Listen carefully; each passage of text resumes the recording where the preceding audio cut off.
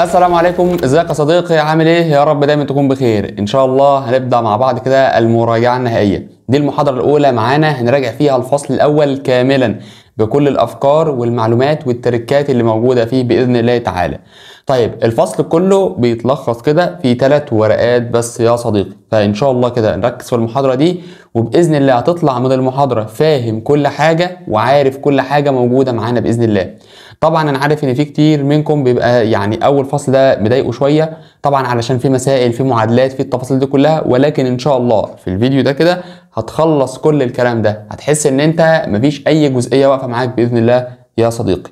طيب طبعا لو الفيديو ده نزل على اليوتيوب، فطبعا ان شاء الله يعني يا جماعه الفيديو ده تفاصيل المراجعه النهائيه كده في فيديو تاني شارحين في كل التفاصيل، ولكن سريعا كده هنقول كل التفاصيل برضو. اولا قيمه المراجعه 50 جنيه فقط، دي اول حاجه. الحاجه الثانيه احنا هنراجع كل فصل شرح، بعد ما نراجع كل فصل شرح هنراجع كل فصل حل، يعني تنزل لك محاضره الشرح بعدها محاضره الحل.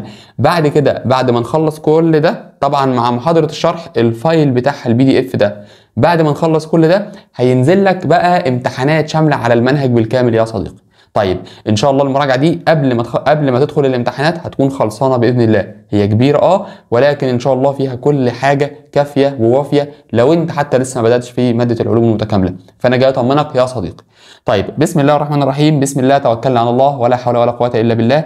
رب اشرح لي صدري ويسر لي امري واحلل عقده من لساني يفقهوا قولي، اللهم امين. طيب بسم الله الرحمن الرحيم. بص بقى كده يا صديقي، تعالى بقى كده نبدأ مع بعض. أول حاجة معانا ألا وهي النظام البيئي. طيب ما هو النظام البيئي؟ أولا يا صديقي احنا هناخد حاجة اسمها الفصل الأول ده ليه علاقة بالطاقة، فأنا جاي أدرس الطاقة، انتقال الطاقة رايحة فين جاية منين، إيه الكلام ده كله. فأول حاجة بنبدأ بيها حاجة اسمها النظام البيئي. ما هو النظام البيئي؟ ده مكان معين احنا كلنا بنعيش فيه. النظام ده هو مكان انت بتعيش فيه، بيتكون من كائنات، بتكون كائنات حية ومش كائنات غير حيه، هي اشياء غير حيه. بلاش نقول بقى كائنات، يعني مثلا لو انا جيت قلت لك مثلا وليكن التابلت ده مثلا او القلم ده، هو ده كائن اصلا؟ لا هو مش كائن، ما نقدرش نقول عليه كائن، هو شيء غير حي، هو شيء غير حي. طيب بعد كده يبقى هو حاجات حيه وحاجات غير حيه. مثلا يعني زي الصحراء مثلا، لو جينا بصينا على الصحراء هنلاقي فيها الشجر او مثلا السحليه مثلا حاجه حيه، وهنلاقي حاجات غير حيه مثلا زي وليكن الرمل، فالرمل ده غير حي. حلو. عندنا مثلا حاجه زي البحار، حاجه زي المحيطات، حاجه زي الغابات، كل حاجه فيها. الميه غير حيه مثلا والقروش حيه. مش عارف ممكن يبقى مثلا سفينه غرقت ولا حاجه فموجوده في قاع البحر او قاع المحيط، فكل ده جزء غير حي. والسمك حي. الغابات نفس الكلام. طيب بعد كده عندنا حاجه طبعا اللي هو ايه، اللي هو مثلا لو جه قال لك انا عندي فطر، فالفطر ده يا صديقي هو فطر بيحصل على غذائه عن طريق ان هو بيتغذى على ايه، على شجره او على جذع شجره ميته. يعني الرسمه اللي قدامنا دي كده ده الفطر اهوت يا صديقي، فالفطر بيتغذى على الجذع ده، هو الجذع بتاع الشجره الميته، فجذع شجره ميته ففطر بيتغذى عليه. طيب هنا بقى ياخدنا لسؤال مهم جدا، الا وهو ما هو العمليه اللي بتحصل دي؟ العمليه ديت يعني عندنا شويه حاجات كده. ايه هي؟ عندنا حاجه اسمها ترمم، عندنا حاجه اسمها ايه ترمم، وعندنا حاجه اسمها تطفل. وركز بقى وتعالى نعرف ايه الفرق ما بينهم. لو قال لك احنا عندنا 2 من الكائنات ماشي، واحد حي وواحد حي، ففي واحد بياكل واحد، بص ركز، واحد حي بياكل واحد حي، فده كده اسمه تطفل. ده كده اسمه ايه؟ ده كده اسمه تطفل. طيب الترمم بقى لا، هو واحد حي مع واحد ايه، مع واحد ميت، يبقى الترمم واحد حي مع واحد ميت. انما التطفل واحد حي مع واحد حي، فانت زميلك بيبقى متطفل عليك، يقول له يا متطفل يلا، انت قاعد عيل متطفل يلا. ليه؟ اصل هو انت كائن حي وهو كائن حي، فهو ككائن حي جاي ياكل الاكل بتاعك، فهو متطفل. فالفطر بقى لما يحصل على غذائه من جذع شجره ميته، هي ميته، يبقى ده كده اسمه ترمم. ده كده اسمه ايه؟ ترمم. طيب عندنا ايه الامثله مثلا بتاعه الترمم؟ حاجه زي مثلا البكتيريا الروميه، في بكتيريا اسمها بكتيريا روميه ماشي كده. حاجه تانية مثلا زي الفطريات. قال لك بقى مثلا يعني جاب لك في الاسئله فطريات، وقال لك مثلا ايه، فطر عفن الخبز، فطر عيش الغراب، اي حاجه من الحاجات دي كلها قول له انت كده مترمم، قول له كده انت ايه، انت مترمم. حلو قوي. طيب بعد كده بعد كده لو جينا مثلا بصينا على حاجه تانية زي الثعبان، فبيقول لك ايه؟ الثعبان يحصل على غذائه من افتراس فار. طبعا الثعبان اهو قدامك بياكل ايه؟ بياكل الفار، فدي برضو فكره تانية. طيب النبات يحصل على الغذاء عن طريق العمليه الاشهر على الاطلاق اللي هي عمليه البناء الضوئي. فاحنا دلوقتي عندنا عمليه اسمها عمليه البناء الضوئي، فهو بيحصل على غذائه عن طريق العمليه دي. حلو.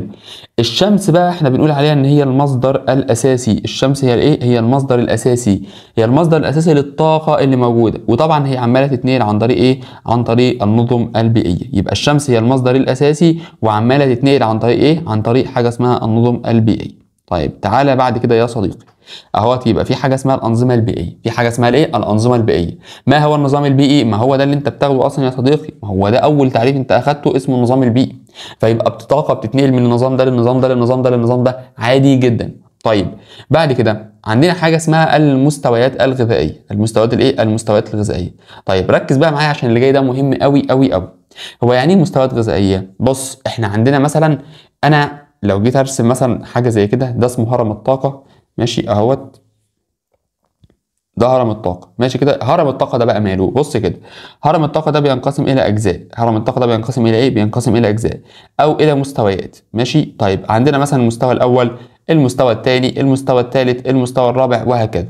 طيب إيه الفكرة بقى بتاعته أو إيه التفاصيل بتاعته؟ أولا ده مثلا كده بنقول عليه المستوى رقم 1، ده المستوى رقم 2، ده المستوى رقم 3، ده المستوى رقم 4، ده المستوى رقم 5 مثلا يعني. طيب ايه اللي بيحصل في كل الكلام ده؟ يعني ايه الفكره بتاعته؟ بص انا لو حطيت لك مثلا كائن هنا زي النبات مثلا، فالنبات ده بيبقى المستوى الاول. ايه الفكره بقى بتاعته؟ ان النبات هو بينتج الغذاء، يعني هو اللي بيطلع لنا الاكل. هسالك سؤال، مفيش نبات مفيش مستوى اول، تخيل كده. هتقول لي انت كانسان، يا عم مش هقول لك الحيوان، انت كانسان هتاكل ايه؟ هتقول لي يا مستر ما انا هاكل الحيوان، يا مستر هاكل لحمه بقى، يعني هنبقى اغنياء بقى وناكل لحمه. ما هو يا صديقي مفيش حيوان اصلا، ما هو مفيش نبات عشان الحيوان ياكله، فكده مفيش ولا كائن، مفيش كائنات موجوده على الارض اصلا يا صديقي. انت شفت الفكره؟ يبقى النبات هو الاساس بتاع الحياه كلها. النبات اساس يعني الاساس اللي موجود، الاساس بتاع الاكل بتاع كل الكائنات الحيه اللي موجوده، ماشي كده. طيب فانت دلوقتي كده هتقول لي طب ماشي، ما في بكتيريا مش عارف رميه بتترمم على كذا، هتترمم على مين؟ على كائن ميت. ما هو الكائن الميت ده اصلا مش هيبقى موجود، يعني هو دلوقتي هيبقى موجود ازاي؟ ما هو هتقول لي يا عم ماشي، ما هو هيموت بقى فهيترمم، يعني هو مش هيلاقي اكل فهيموت. ما انا هقول لك ما هو مفيش بقى، يعني دلوقتي خلاص النهارده في مثلا 100 مليون انسان هيموتوا كلهم لان مفيش اكل بقى. طيب مفيش انسان بعد كده، فمفيش بكتيريا رميه بعد كده.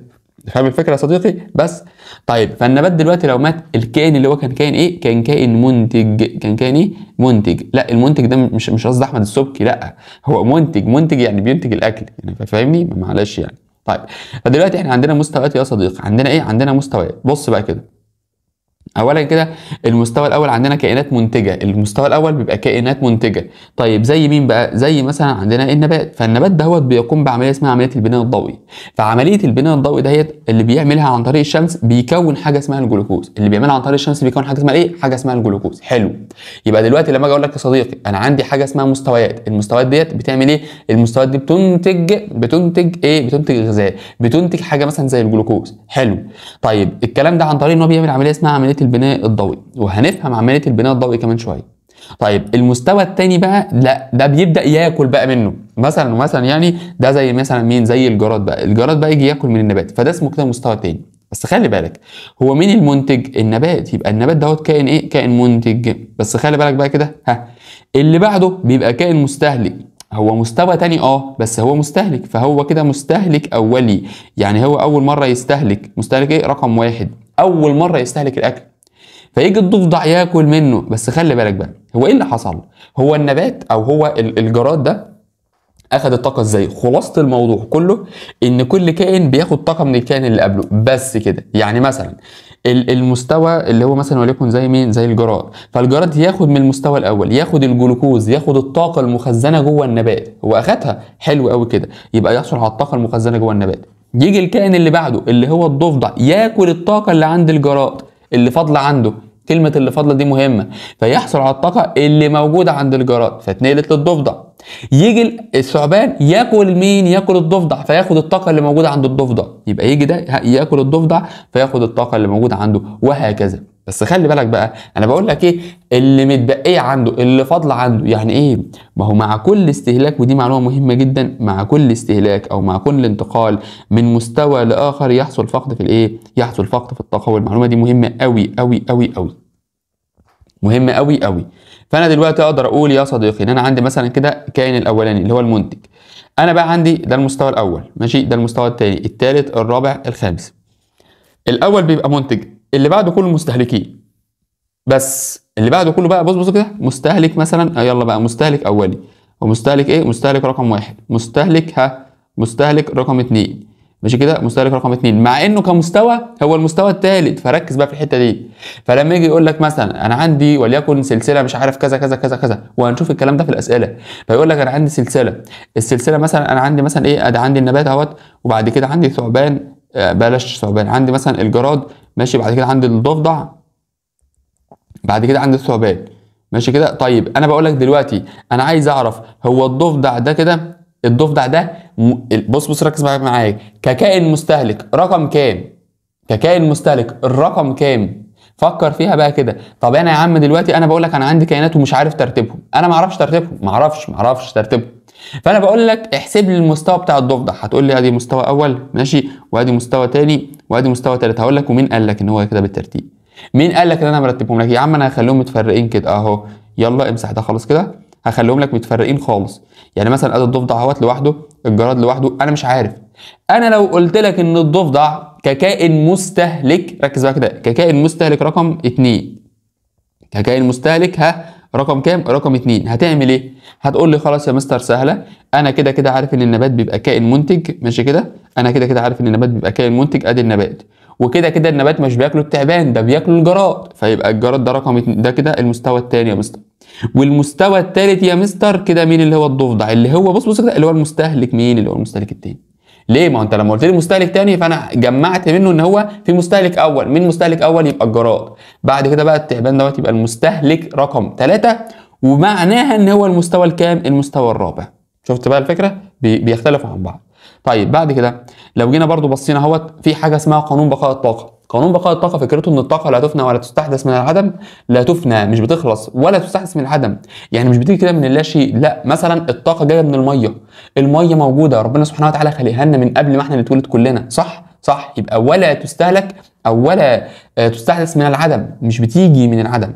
طيب ولكن تحول من صوره لاخرى. طيب ركز بقى معايا، نفس الكلام اللي انا كنت لسه بقوله. انا عندي كائن، كائن اول حاجه كده بسم الله الرحمن الرحيم، كائن منتج. الكائن المنتج ده بيحصل على الطاقه بتاعته من ضوء الشمس، انا كنبات بحصل على طاقتي من الشمس، بس هي دي كل الفكره. فانا ككائن انا كائن منتج، عشان اكون في الاخر ايه؟ فكون في الاخر جلوكوز.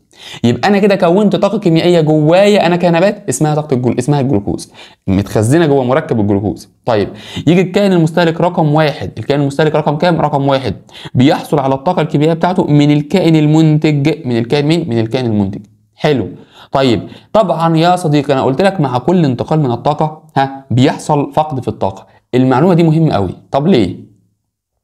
بص الفكره كلها ان مثلا انا هبدا افقد طاقه على هيئه مثلا ايه؟ على هيئه حراره، على هيئه حركه، فكل التفاصيل دي يا صديقي بتخليني افقد طاقه. طب ما هو الطاقه اللي انا فاقدها ديت هي طالعه مني، فانا كده فقدتها. فلما يجي واحد تاني ياكلني، كائن تاني يبدا يتغذى عليا، ما هو للاسف هيلاقي الطاقه اللي كانت عندي اقل من الطبيعي اللي انت كنت عارفه. يعني مثلا هتقول لي يا مستر ما هو انت كنت واكل من شويه سندوتش، فالسندوتش ده هيديك 1000 سعر ايه؟ 1000 سعر حراري. هتقول لي دلوقتي لما انا بقى اجي اكلك انت والسندوتش اللي انت كنت لسه واكله، مش المفروض اخد ال1000 سعر حراري؟ هقول لك لا يا صديقي، ما هو المشكله ان انا دلوقتي لما اخدت ال1000 سعر حراري وزعت شويه في الحركه عشان اروح المشوار ده، ووزعت شويه مش عارف على هيئه حراره في جسمي عشان اتدفى، ومش عارف شويه في كذا وشويه في كذا وشويه في كذا، ففي شويه عمليات بتخليك تفقد الطاقه، في شويه عمليات بتخليك ايه؟ تقلل الطاقه اللي موجوده.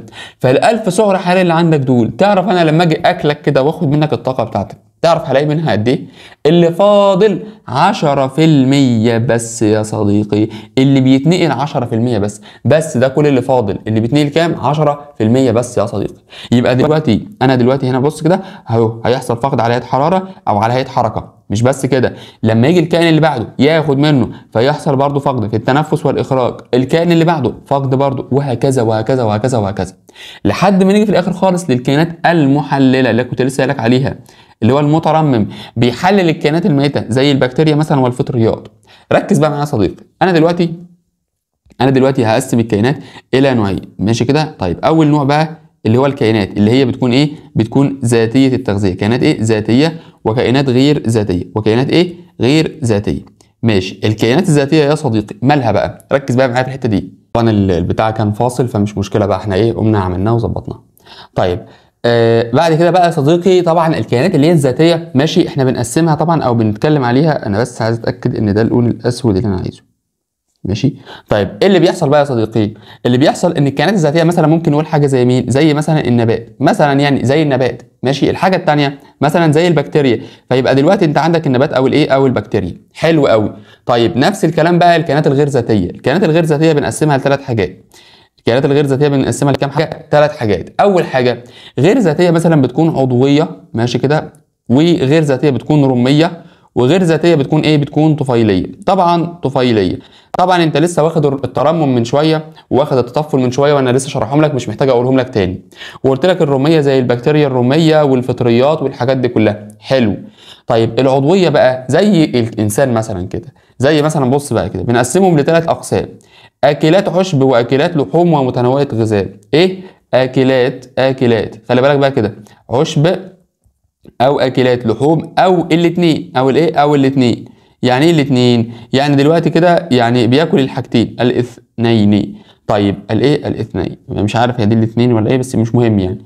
والله لمسحها واكتبها تاني، والله يا صديقي لمسحها لك. طيب المتنوع الغذاء، متنوع بس كده. ايوه اكلات عشب زي مين؟ زي النبات يا صديقي. فلما اجي اقول لك او مثلا مش زي النبات، يعني هو بياكل عشب يعني بياكل نبات، زي مين بقى؟ بص، مش انت عندك الكائن المستهلك الاول ده بياكل الكائنات المنتجه، والكائنات المنتجه كده كده بتبقى النبات مثلا. فهو دلوقتي حاجه زي مين؟ حاجه زي مثلا الجراد. فالجراد دهوت بياكل ايه؟ بياكل عشب، لانه بيروح يتغذى على النبات، فده بنقول عليه اكل عشب. طيب الضفدع بقى اكلات لحوم لانه بيروح ياكل الجراد. وبرده مثلا لو قلنا الثعبان فهو برضو اكلات لحوم، لان هو برضو بياكل مين؟ لان هو برضو بياكل الضفدعه اللي هي برضو حيوان. حلو قوي. طيب بعد كده لو انا قلت لك الانسان متنوع الغذاء، الانسان انت كده بتاكل كل حاجه، الاخضر واليابس، اقسم بالله الانسان بص يعني بياكل كل حاجه. طيب بعد كده بقى، مش انا كنت بقول لك في طاقه مفقوده؟ ايوه، فالطاقه المفقوده محتاجين نحسبها. هرم الطاقه بقى هو بيفهمك فكرتها معرفه مسار تدفق الطاقه عبر المستويات الغذائيه المختلفه. يعني دلوقتي انا عارف ان الطاقه بتدفق من ده لده، فانا عارف ان هي بتطلع من النبات تروح للكائن اللي بعده، فالمفروض وهي طالعه لفوق كده وهي طالعه للهرم بتقل مقدار الطاقه. بتقل ايه؟ بتقل مقدار الطاقه. حلو قوي. فدلوقتي بنحدد كفاءه انتقال الطاقه بين المستويات عن طريقه ازاي؟ بص، انا دلوقتي لو كنت بقول لك هنا عندي 100 جول، فاللي بعد كده ال 100 جول هيتنقلوا للي بعده، فيبقوا كام؟ الاثنين 10 جول. فانت تقول لي يا مستر ما هو 10 جول دول كده يا مستر؟ لا، ده انت كده يعني انت كده فقدت طاقه قد ايه بقى؟ فانا بعرف كفاءه انتقال الطاقه. حلو. بعد كده واحد ايه المفروض؟ ده 1 جول مش 1 من 10 جول، يعني بالمنطق بس معلش خلي دي 1 جول. تمام كده؟ طيب هتفهم ليه دلوقتي؟ تعالى بقى نفهم. اولا كده انا بقول لك ان في حاجه عندي اسمها الطاقه المفقوده، عندي حاجه اسمها الايه؟ الطاقه المفقوده. ما هي الطاقه المفقوده؟ هي الطاقه اللي اتنقلت من مستوى، بص خلي بالك بتاع كده، الغير منتقله من مستوى غذائي لمستوى غذائي. ليه؟ يعني انا بقول لك انت معاك مليون جنيه، اديت لي منهم كام؟ انا اديتك منهم 100,000. ايه 100,000؟ انت وديت الباقي فين؟ قال لك انا فقدتهم. طب الباقي ده ليه بنقول عليه مفقود؟ لان انت ما اديتهوليش، انت ما نقلتهوليش. هي دي الفكره كلها. فالفكره كلها يا صديقي ان انت طالما الطاقه دي ما اتنقلتش يبقى دي الطاقه المفقوده. طب لو اتنقلت يبقى دي الطاقه اللي هي اللي كانت فضلت، او اللي فضلت اللي هي ما اتفقدتش بالمعنى الحرفي. طيب بعد كده بقى خلي بالك، كل كائن او الكائن حصل على طاقه مثلا بنقول 100 جول، تتوزع على هيئه ايه؟ بص بقى يا صديقي، الجزء الاكبر هيبدا ان هو يروح طبعا في التنفس الخلوي والتفاصيل دي كلها. يبقى الجزء الاكبر هيروح فين؟ هيروح في التنفس الخلوي. بنعمل حاجه اسمها اكسده للجلوكوز، فبنحول الجلوكوز ده لثاني اكسيد الكربون وميه. فالمهم يعني ان احنا بنحصل على طاقه. يبقى كده الجزء الاكبر في التنفس الخلوي علشان يدينا ايه؟ علشان يدينا طبعا طاقه. علشان يدينا ايه؟ علشان يدينا طاقه. ولكن يا صديقي ركز بقى معايا كده، ركز معايا. طبعا ثاني اكسيد الكربون دوت هيرجع للجو مره ثانيه في هواء الزفير، في الزفير شهيق زفير، فيرجع مره ثانيه لايه؟ للهواء الجوي. طب هو اكسده الجلوكوز بيحصل جوه الخلايا بتاعه جسمنا في حاجه اسمها الميتوكوندريا، حاجه اسمها ايه؟ الميتوكوندريا. طيب هناخد الكلام ده دلوقتي. بعد كده بقى الباقي بقى مثلا غير التنفس الخلوي واللي احنا هنستفاد منه طاقه، طاقه حركه، طاقه حراريه، طاقه مختزنه على هيئه طاقه كيميائيه، طاقه على هيئه طعام غير مهضوم. كل التفاصيل دي بتخرج بقى، بتطلع الطاقه منها او بتفقد الطاقه فيها. طيب لو جينا مثلا بصينا على طاقه الحركه فهي بتساعد الحيوان على الانتقال. يعني انت ككائن، ما هو الانسان حيوان يا جماعه بالمناسبه، الانسان تبع مملكه الحيوان، وانت خدت الكلام ده في اعدادي. انا دلوقتي عشان اتنقل من المكان ده للمكان ده فانا محتاج طاقه. انا دلوقتي محتاج ادفي جسمي فمحتاج حراره. انا دلوقتي محتاج عندي طاقه مخزنه جوه الانسجه بتاعتنا. الاكل اللي احنا بناكله والطعام اللي بيخرج على هيئه فضلات ديت، ما دي كلها طاقه مفقوده، دي كلها طاقه خرجت من جسم الانسان. طيب بعد كده بقى، بعد كده انا محتاج اعرف او احط قانون كده افهم بيه او احل بيه او اطلع منه كده كفاءه انتقال الطاقه من مستوى للتاني. سهله وبسيطه. مش انت عندك المثلث، ما تقدر تطلع لي من المثلث بتساوي ايه؟ الطاقه في المستوى الاعلى على المستوى الايه؟ على المستوى الادنى. هتقول لي بقى ازاي؟ تعالى ما اقول لك. بص كده، مش انت كنت لسه راسم مثلث هنا اهوت بالشكل ده؟ فالمثلث اللي انت شايفه قدامك ده كده مثلا اهوت، ادي المثلث مثلا. هنا مثلا يعني النبات دوت حصل على طاقه مقدارها مثلا 1000 جول. مقدارها كام؟ 1000 جول. حلو قوي كده. ال 1000 جول دول خلي بالك بقى كده، لما يتنقل للي بعده، بص كده، هيتنقل للي بعده اهو، اللي بعده هيجي ياكل منه، فالمفروض هيبقى هنا كام؟ هيبقى هنا 100 جول. ايوه انا عايز افهم بقى ايه اللي حصل. بص، هي بتساوي الطاقه اللي موجوده في المستوى الاعلى على المستوى الادنى. ازاي؟ مش ده المستوى الاعلى؟ ايوه، ومين المستوى الادنى؟ وده المستوى الادنى. فهو القانون بيقول لك ان احسبه لي ازاي؟ احسب الكفاءه ازاي؟ الطاقه في المستوى الاعلى اللي هي 100 على الطاقه اللي في المستوى الادنى اللي هي 1000. طيب احسب بقى كده، اضرب في 100 في المية او في 100 يعني هتساوي في الاخر هتلاقيها 10%. يبقى كفاءه الطاقه ده رقم ثابت، ده رقم ثابت كده. اللي بيتنقل 10%، يعني بيتم فقد 90%. يبقى دلوقتي كده انا استفدت معلومتين هنا. المنتقل 10%، الفقد قد ايه؟ الفقد طبعا 90%. وشكرا كده يا صديقي. تمام كده؟ طيب بعد كده اهوت، طبعا هنا عندنا ايه؟ الكفاءة عند الانتقال من مستوى لاخر بتساوي كام؟ بتساوي 10%. الطاقة المفقودة 90%، سواء بقى يا صديقي اخراج، تنفس، حركة، نمو، هضم، زي ما يكون يا صديقي براحته يعمل اللي هو عايزه عادي جدا. طيب نادرا ما يحتوي هرم الطاقة على اكتر من 6 مستويات، لان الباقي مش هيلاقي، ما يوكلش عيش يا صديقي. يعني ما تقنعنيش كده. بص انت دلوقتي معاك 1000 جول. حلو. طيب ال 1000 جول دول الكائن الاول خد منهم كام؟ 100. انت تعرف ان الثاني هياخد منهم كام؟ هناخد 10%. يعني ال 100 هناخد منهم 10%، يعني ده هياخد 10. طب اللي بعده هياخد كام يا صديقي؟ هياخد 1. طب اللي بعده هياخد كام يا صديقي؟ بص 1 من 10. ركز، ادي مستوى اول، الثاني، الثالث، الرابع، الخامس. طب معلش خلينا كبرنا يا صديقي المثلث بتاعنا وخليناهم 6 مستويات. طب ما اللي بعده هياخد 1 من 100. واحد كام؟ 1 من 100 يا صديقي. فانت متخيل 1 من 100 ده ما يوكلش عيش. طيب الحاجه الثانيه بقى انا عايزك تاخد بالك منها بقى، ودي حته مهمه قوي كده مش اي حد هيقول لك عليها. بص كده، لو انت ملاحظ يا صديقي ان مثلا كان هنا عندك نبات 2 3 4 5 6 7 8 9 10، كان عندك 10 نباتات صح؟ لما جيت اتنقلت اللي هيجي ياكلوا ال10 نباتات دول او هيحصلوا منهم على الطاقه، بص بقى قد ايه؟ 1 2 3 4 5 6. كعدد افراد قل عدد الافراد اللي بياكلوا الكميه ديت. اللي بعده بقى نقلنا الطاقه، فالمفروض اللي بياكل قد ايه؟ 1 بس يا صديقي. فهي دي الفكره كلها. طيب بعد كده ننزل على الجزء اللي بعده اللي هو ايه بقى؟ اللي هو طبعا الافضل للانسان. انت كانسان تاخد الطاقه بشكل مباشر من النبات ولا تاخدها مثلا من كائن وسيط ما بينك وما بين النبات؟ تعال نحسبها مع بعض. انا دلوقتي بقول لك مثلا برضه في نفس الجدول اهو، انت تبقى المستهلك رقم 2 ماشي، ولا يبقى انت المستهلك مثلا رقم 1 مثلا، المستهلك رقم 1، ولا تبقى انت المستهلك رقم 2؟ تبقى المستهلك رقم 1 وتاخد 100 جول، ولا تبقى المستهلك رقم 2 وتاخد 10 جول؟ فكر انت فيها. فالافضل فعلا طبعا ان ابقى انا المستهلك رقم 1. اول حاجه على طول عارف يقول لك ايه؟ اللبن ده، يقول لك اللبن ده طبيعي، يقول لك اه جايبينه من البقر عليك على طول يعني جايبينه من البقر عليك يعني عارف اللي هو ايه، يقول لك مش عارف عارف انت الناس بتشوف انت الفيديوهات بتاعت الجماعه بتوع انا معلش انا هتنمر شويه والله معلش يعني عشان الموضوع ده صعب قوي قوي قوي قوي.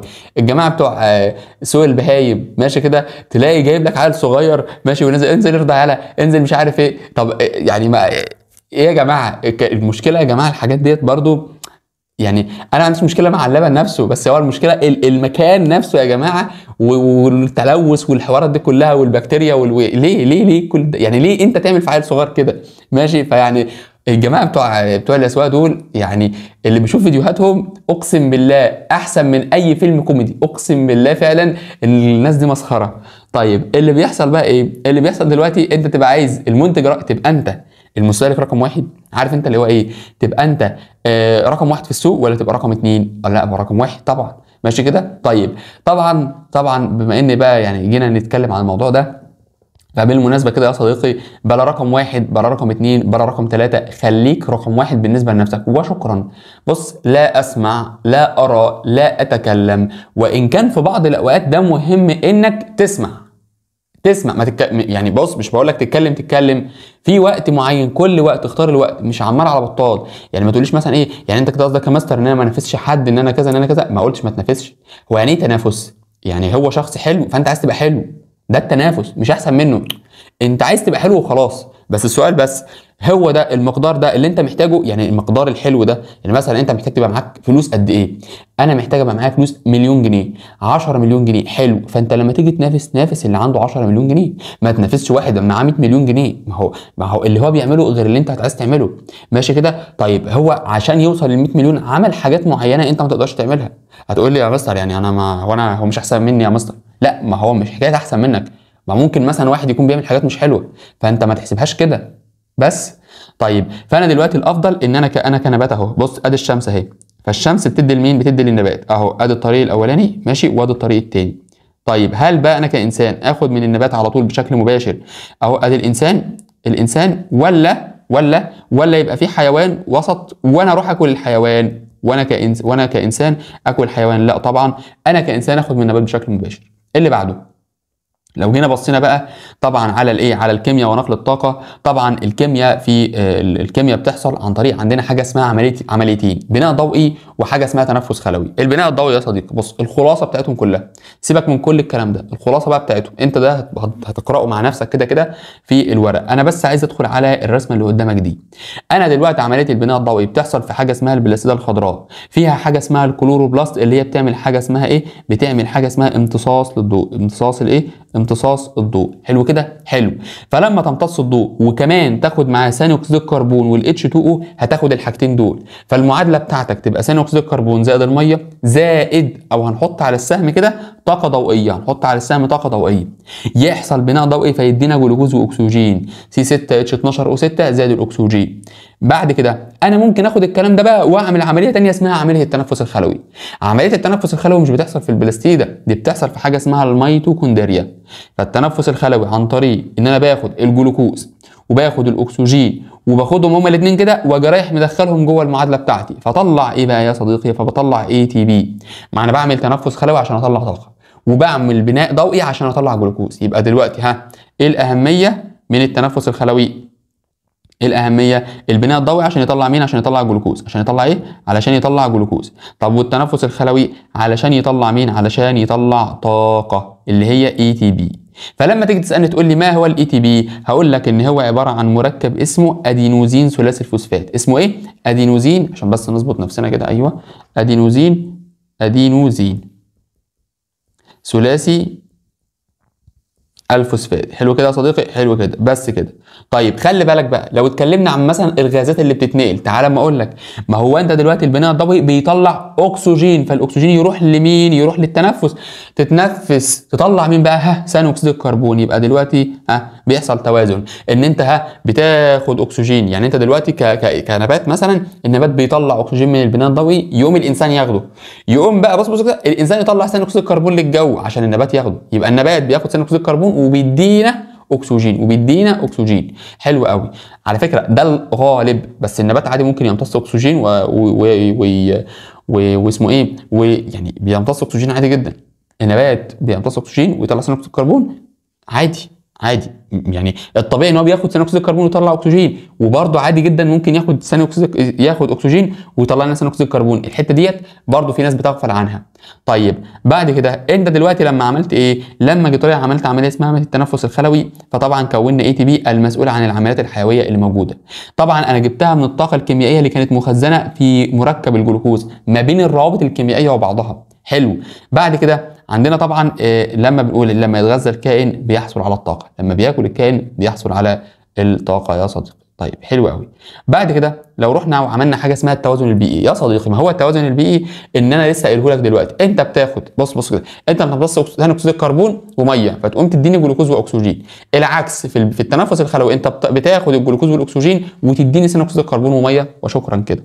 طيب تدفق الطاقه بقى، ما هو في النبات يا صديقي انت بتخزن الجلوكوز، بتخزن الجلوكوز في النبات صح كده؟ صح.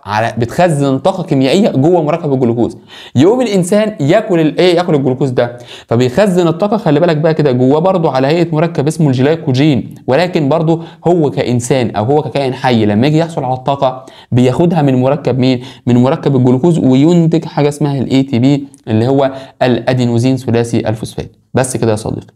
طيب بعد كده لو رحنا اتكلمنا عن الطاقه المخزنه جوه الوقود الحفري، اولا احنا عندنا ثلاث حاجات مهمين جدا. اول حاجه الفحم، بعد كده عندنا حاجه اسمها البترول، بعد كده عندنا حاجه اسمها الغاز الطبيعي. وركز في الترتيبه اللي انا مرتبها لك دي يا صديقي، يعني الترتيبه اللي انا مرتبها دي مهمه يا صديقي، مهمه جدا. طيب بص بقى ايه اللي بيحصل؟ اللي بيحصل دلوقتي ان انا عندي الفحم بيتكون من عنصر اسمه الكربون. تعالى بقى ناخد الاثنين التانيين. البترول بيتكون من مركبات هيدروكربونيه، يعني كربون وهيدروجين. حلو قوي كده. طب ما هو برضو الغاز الطبيعي، بس بدل ما بقول لك مركبات هو غاز فيبقى غازات هيدروكربونيه. خلصنا من اول معلومه. تاني معلومه بقى ان انا دلوقتي مثلا عندي حاجه زي الميثان، هو بيتكون الغازات اللي بتكونه حاجه، طبعا عندنا يعني 3 4 حاجات كده. اول حاجه اسمها الميثان. بص بقى يا صديقي، الميثان ده بيبقى CH4، ودي اول معلومه لو انت لسه اول مره تسمع علوم متكامله. ماشي، طبعا اكيد انت عارف الميثان برضو قبل كده من الترم الاول، ولكن الميثان CH4. ماله بقى الميثان ده؟ الميثان ده يا صديقي بيبقى CH4، بيبقى من بص بقى كده من 70 لحد 98%. لحد كام؟ 98% بيدخل في تكوين الغاز الطبيعي. خلي بالك بقى، في عندي حاجه اسمها مركبات عضويه: ميثان، ايثان، بروبان، بيوتان، بنتان، هكسان، ديكان، نونان، والحاجات دي كلها. ما علينا بالتعويذ دي. طيب خلينا بس نقول ان احنا عندنا هنا الميثان. فبعد الميثان عندنا ميثان، ايثان، عندنا مثلا بروبان، عندنا الايه؟ عندنا البروبان، عندنا البيوتان. فكده انا قلت لك يا صديقي ايه؟ كل الحاجات اللي بتدخل اللي هم ال4 حاجات. يبقى اول حاجه الميثان، بس الميثان ده اكتر حاجه بتدخل من 70 ل 98%. بعد كده عندك الايثان ثم البروبان ثم البيوتان. الايثان ثم البروبان ثم البيوتان. جميل جدا. طيب بعد كده لو جينا اتكلمنا طبعا على الفحم ده بيتكون من ايه؟ انت عارف يا صديقي ان الفحم بقايا اشجار كانت موجوده من ملايين السنين واتحللت في بطن الارض. حلو. البترول بقى دفنت كائنات بحريه مثلا، وليكن عارف انت دايما بتسمع يقول لك ايه؟ ده احنا جبناهم من البحر، اكتشفنا في البحر المتوسط بير بترول مش عارف كذا، مش عارف لقينا مثلا حقل مش عارف اسمه حقل زهر مثلا او حقل زهر مثلا، اي حاجه من دي. حلو. فدفنا كائنات بحريه وحصل لها بسبب ضغط حراره عاليه جدا جدا جدا، حصل لها تحلل فادتنا البترول. الحاجه الثالثه الغاز الطبيعي بقى بيبقى موجود مع البترول او موجود مع الفحم. ازاي؟ يا بيبقى طافي على سطح البترول، يا بيبقى موجود في الفحم ما بين الصخور يا صديقي، مع مناجم الفحم ما بين الصخور. وادي الايه؟ وادي الرسومات بتاعتها هيت. وبس كده يا صديقي. طبعا احنا كل ده بنعمل حاجه اسمها عمليه حرق للوقود الحفري، بنحرقه في وجود اكسجين. انا دلوقتي عشان اعمل احتراق بعمل احتراق عن طريق اكسجين، حرق يعني اكسجين. طب يا صديقي دلوقتي مش انت المفروض عارف ان في اكسجين، الاكسجين بتاع الهواء الجوي لو انت مفيش اكسجين هتعرف تولع؟ مش هتعرف تولع. فالحرق كده دايما يا صديقي بيحصل عن طريق ايه؟ عن طريق اكسجين. فننتج طاقه حراريه اللي هي هتقدر تحرك لي ايه؟ هتحرك لي الالات والعربيات والسيارات وكل الكلام ده. بس كده يا صديقي، كده احنا فنشنا الدرس الاول. اللي بعد كده بقى ندخل بقى على الدرس الثاني، البعبع بالنسبه لبعض الطلبه. بسم الله الرحمن الرحيم. الدرس الاقوى على الاطلاق درس الديناميكا الحراريه، ده تقريبا اهم درس موجود في العلوم المتكامله كلها. هشرحه لك بتفاصيله، مسائله، بافكاره، بكل حاجته يا صديقي. اول حاجه بص، هو بيديك 3 تعريفات. شايف انت الجزء ده كله كده بنلخصه في كلمتين، ايه هما؟ انا دلوقتي عندي ادي الدورقه بالشكل ده كده، ادي الدورقه اهو. فالدورقه ده هعمل مثلا فيه تفاعل يا صديقي، الدورقه ده هعمل فيه ايه؟ تفاعل. مثلا هجيب حاجه زي مثلا هيدروكسيد صوديوم NaOH ماشي كده، زائد H2O، ده هعمل بيهم تفاعل معين. فالتفاعل هيديني ايه بقى؟ هيديني مثلا Na ماشي كده، او بلاش H2O، خلينا مثلا نقول HCl. فهيدينا حاجه اسمها NaCl هيدروكسيد اللي هو كلوريد صوديوم، زائد مثلا ايه اللي فاضل معانا يا صديقي؟ H2O. بس كده. فانا دلوقتي كده عملت تفاعل. شفت بقى يا صديقي الخط الاحمر ده اسمه حد النظام. الخط الاحمر اسمه ايه؟ حدود النظام. حلو كده. طيب اللي بره ده اسمه الوسط المحيط. الوسط المحيط. حلو كده، حلو قوي. طيب اللي جوه ده بقى اسمه الايه؟ اسمه النظام يا صديقي. يبقى ده اسمه الايه؟ ده اسمه النظام. يبقى اللي جوه ده اسمه الايه؟ النظام. بس كده. طيب يبقى دلوقتي يا صديقي احنا عندنا 3 حاجات، 3 تعريفات مهمين جدا. ايه هما بقى؟ اول حاجه لو انت ضفت زي ما قلت لك، اول حاجه عندنا حاجه اسمها مين؟ حاجه اسمها النظام. ما هو النظام؟ هو جزء محدد من الكون قد يحدث فيه تفاعل او تغير كيميائي فيزيائي حيوي ما يضرش. يعني ممكن يحصل فيه تفاعل كيميائي، ايوه. تفاعل فيزيائي، ايوه. تفاعل حيوي، ايوه. عادي جدا، عادي جدا. طيب الوسط المحيط هو كل ما يحيط بالنظام، هو كل الحاجات اللي بره اللي بتحيط بالنظام، ويحدث فيه، خلي بالك بقى كده، بيحصل ما بينه وما بين النظام تبادل للطاقه والماده والتفاصيل دي كلها. ولما اجي اقسم لك انواع الانظمه دلوقتي هنتكلم عليهم 3 انظمه. طيب حدود النظام بقى هو الغلاف الذي يحيط بالنظام، غلاف بيفصله عن الوسط، عن البيئه اللي حواليه يا صديقي. حلو. بعد كده انا بس هنزل تحت كده هقول لك انواع الانظمه اللي موجوده عندنا 3 انواع. يا اما نظام مفتوح يا مغلق يا معزول. يعني ايه بقى مفتوح يا مغلق يا معزول؟ لو انت جبت اناء بالشكل ده كده وكنت رايح حاطط تحته نار بالشكل ده كده، حلو كده، فانت سخنته بعدين طفيت عليه النار سبته يبرد، ايه اللي بيحصل؟ يعني ايه يبرد يا صديقي؟ يعني بسم الله الرحمن الرحيم، وانت بتغليه فهو بيطلع مثلا، انت حاطط فيه ميه، كلمه ميه ده ايه؟ بنقول عليها اسمها الماده، بنقول على الميه ان هي الايه؟ اللي هي الماده. مش بس تكون، مش شرط تكون ميه، اي حاجه، المهم بيحصل تبادل ما بينها وما بين الايه؟ الوسط المحيط. ده كده وسط محيط ماشي كده، وده كان النظام، وده كان الايه؟ النظام. حلو، حلو قوي. طيب فايه اللي بيحصل بقى يا صديقي؟ اللي بيحصل دلوقتي وسط محيط. حلو. فايه اللي بيحصل بقى يا صديقي؟ اللي بيحصل دلوقتي ان الميه دهيت لما بتغليها بتبدا تتبخر كده بقى، تغلي تغلي تغلي تغلي. فده اسمه نظام مفتوح. بس خلي بالك بقى كده، المفتوح ده كده اول حاجه فيها، اول حاجه طالما انت فتحته يبقى انت كده بتفقد الماده، يبقى الماده بيحصل لها فقد. حلو قوي كده. بيحصل لها ايه؟ بيحصل لها فقد. طيب بقى لو جينا اتكلمنا عن الحاجه الثانيه اللي هي الحراره، الايه؟ الحراره بيحصل لها فقد. بيحصل لها فقد. ليه؟ ما هو انت لما تسيبه، لما تطفيه، زي ما تجيب مثلا فنجان قهوه وتسيبه جنبك كده ويبرد، ايه اللي بيحصل؟ يحصل فقد للحراره يا صديقي، تطلع. يبقى حصل فقد للماده والحراره. طب لو احنا خلينا نظام مغلق، يعني قفلناه بالشكل ده كده، فهو كده مش هيحصل فقد للماده، فمش هيحصل فقد للماده. طب لو احنا خليناه معزول، يعني هو كان مغلق اهو، حلو، لو عزلناه بقى، عزلنا النظام بقى بالشكل ده، جبناه ماده عازله كده، زي مثلا ايه؟ عارف المج الحراري او الترمس او الحاجات دي كلها؟ ايوه، الحاجات دي جبناها، بيعزل. هل هو بيطلع ماده؟ ما هو مقفول كده كده. طب هل بيطلع حراره؟ لا، ده بيقدر ان هو يحتفظ بحراره الحاجه مثلا 5 ساعات او 6 ساعات او 4 ساعات وهكذا. بس دي فكره النظام المفتوح والمغلق والايه؟ والمعزول يا صديقي. لو جينا بقى شرحنا حاجه اسمها كفاءه الايه؟ كفاءه انظمه تحويل الطاقه وتاثير الحاجه دي على البيئه. بص، الخلاصه كلها ان انت دلوقتي لو الحاجه ديت موفره معاك، لو الحاجه دي كل انت بتديها مثلا 100 جنيه، ال 100 جنيه ديت بتصرفها كلها على الحاجات الحلوه، يبقى كفاءتها عاليه وهي 100%، ودي كده حاجه مرغوب فيها. طب لو هي بتصرفها على حاجه مش حلوه، يبقى دي حاجه مش مرغوب فيها، فدي تبقى كفاءتها قليله. وتعالى بقى نميز الحته دي. بص، طبعا انت بتشوف الرسمه دي او الصوره دي على الثلاجات والغسالات والحاجات دي. تعالى بقى نفهم ايه المدلول بتاعها، علشان كده وانت قاعد في البيت ايه؟ كل ما تشوفها تقول لهم بقى انا مستر احمد الشريف شرح لي في العلوم المتكامله كذا كذا كذا كذا كذا، فانا عايز افهم بقى، عايز اقول لكم على الحاجات دي، واقول لكم شايفين لو بقت كده يبقى كفاءه الطاقه عاليه، طب لو بقت عند النقطه دي تبقى كفاءه الطاقه قليله. تعالى بقول لك يا صديقي، طبعا انا هنا بخاطب طالب ميح ما يعرفش اي كلمه في العلوم المتكامله، ما خدش اي حاجه في العلوم المتكامله خالص، فانا جاي اتكلم معاه يعني. اولا كده لو انت مثلا عندك السياره ماشي كده، فالسياره مثلا انت بتحط لها ب 100 جنيه بنزين ماشي، انا ما اعرفش البنزين بكام يا جماعه، واسمع ان هو غلا بس ما اعرفش التفاصيل يعني، وما اعرفش اللتر بكام والحاجات دي كلها. فانت دلوقتي معاك ايه ب 100 جنيه بنزين، حلو. فال 100 جنيه بنزين دول يا صديقي ماشي، فال 100 جنيه دول انا ببص ببص، ما تركزش معايا، ما تسالنيش انا ببص ماشي. يعني ليه بقى؟ عشان ابقى شايف ده المايك ماشي منور ازرق اهوت ماشي، المايك التاني فصل عشان ابقى شايف ده. ايه اللي خلاني اكتشف ان الكاميرا فصلت؟ انا كنت ممكن اصور وهي فصلت اصلا من الاول مثلا، يعني انا كنت ممكن افضل اصور. ايه اللي حصل؟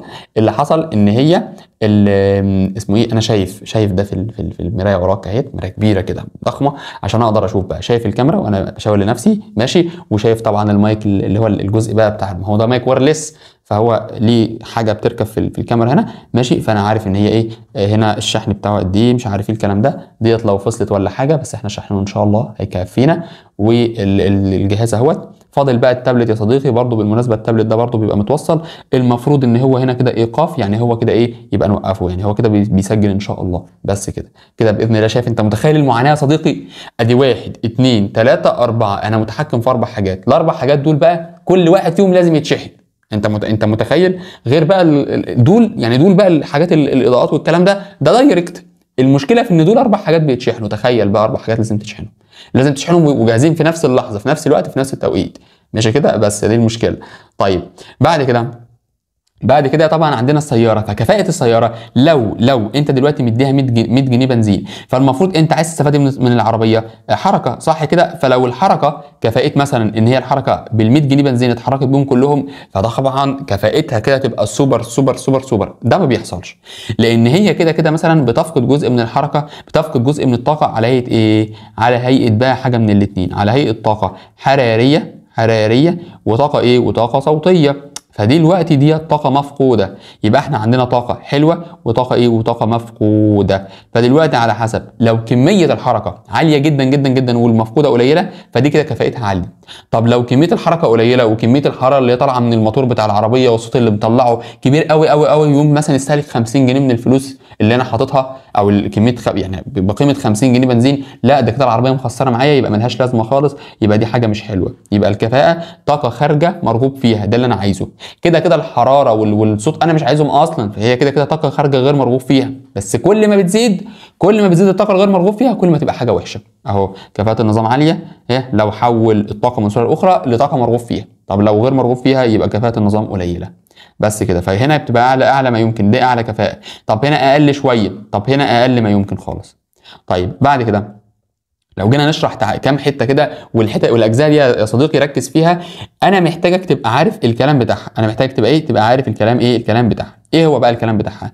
لو انا شرحت لك حاجه اسمها خواص النظام، زي خواص ممتده وخواص مركزه، ركز بقى معايا.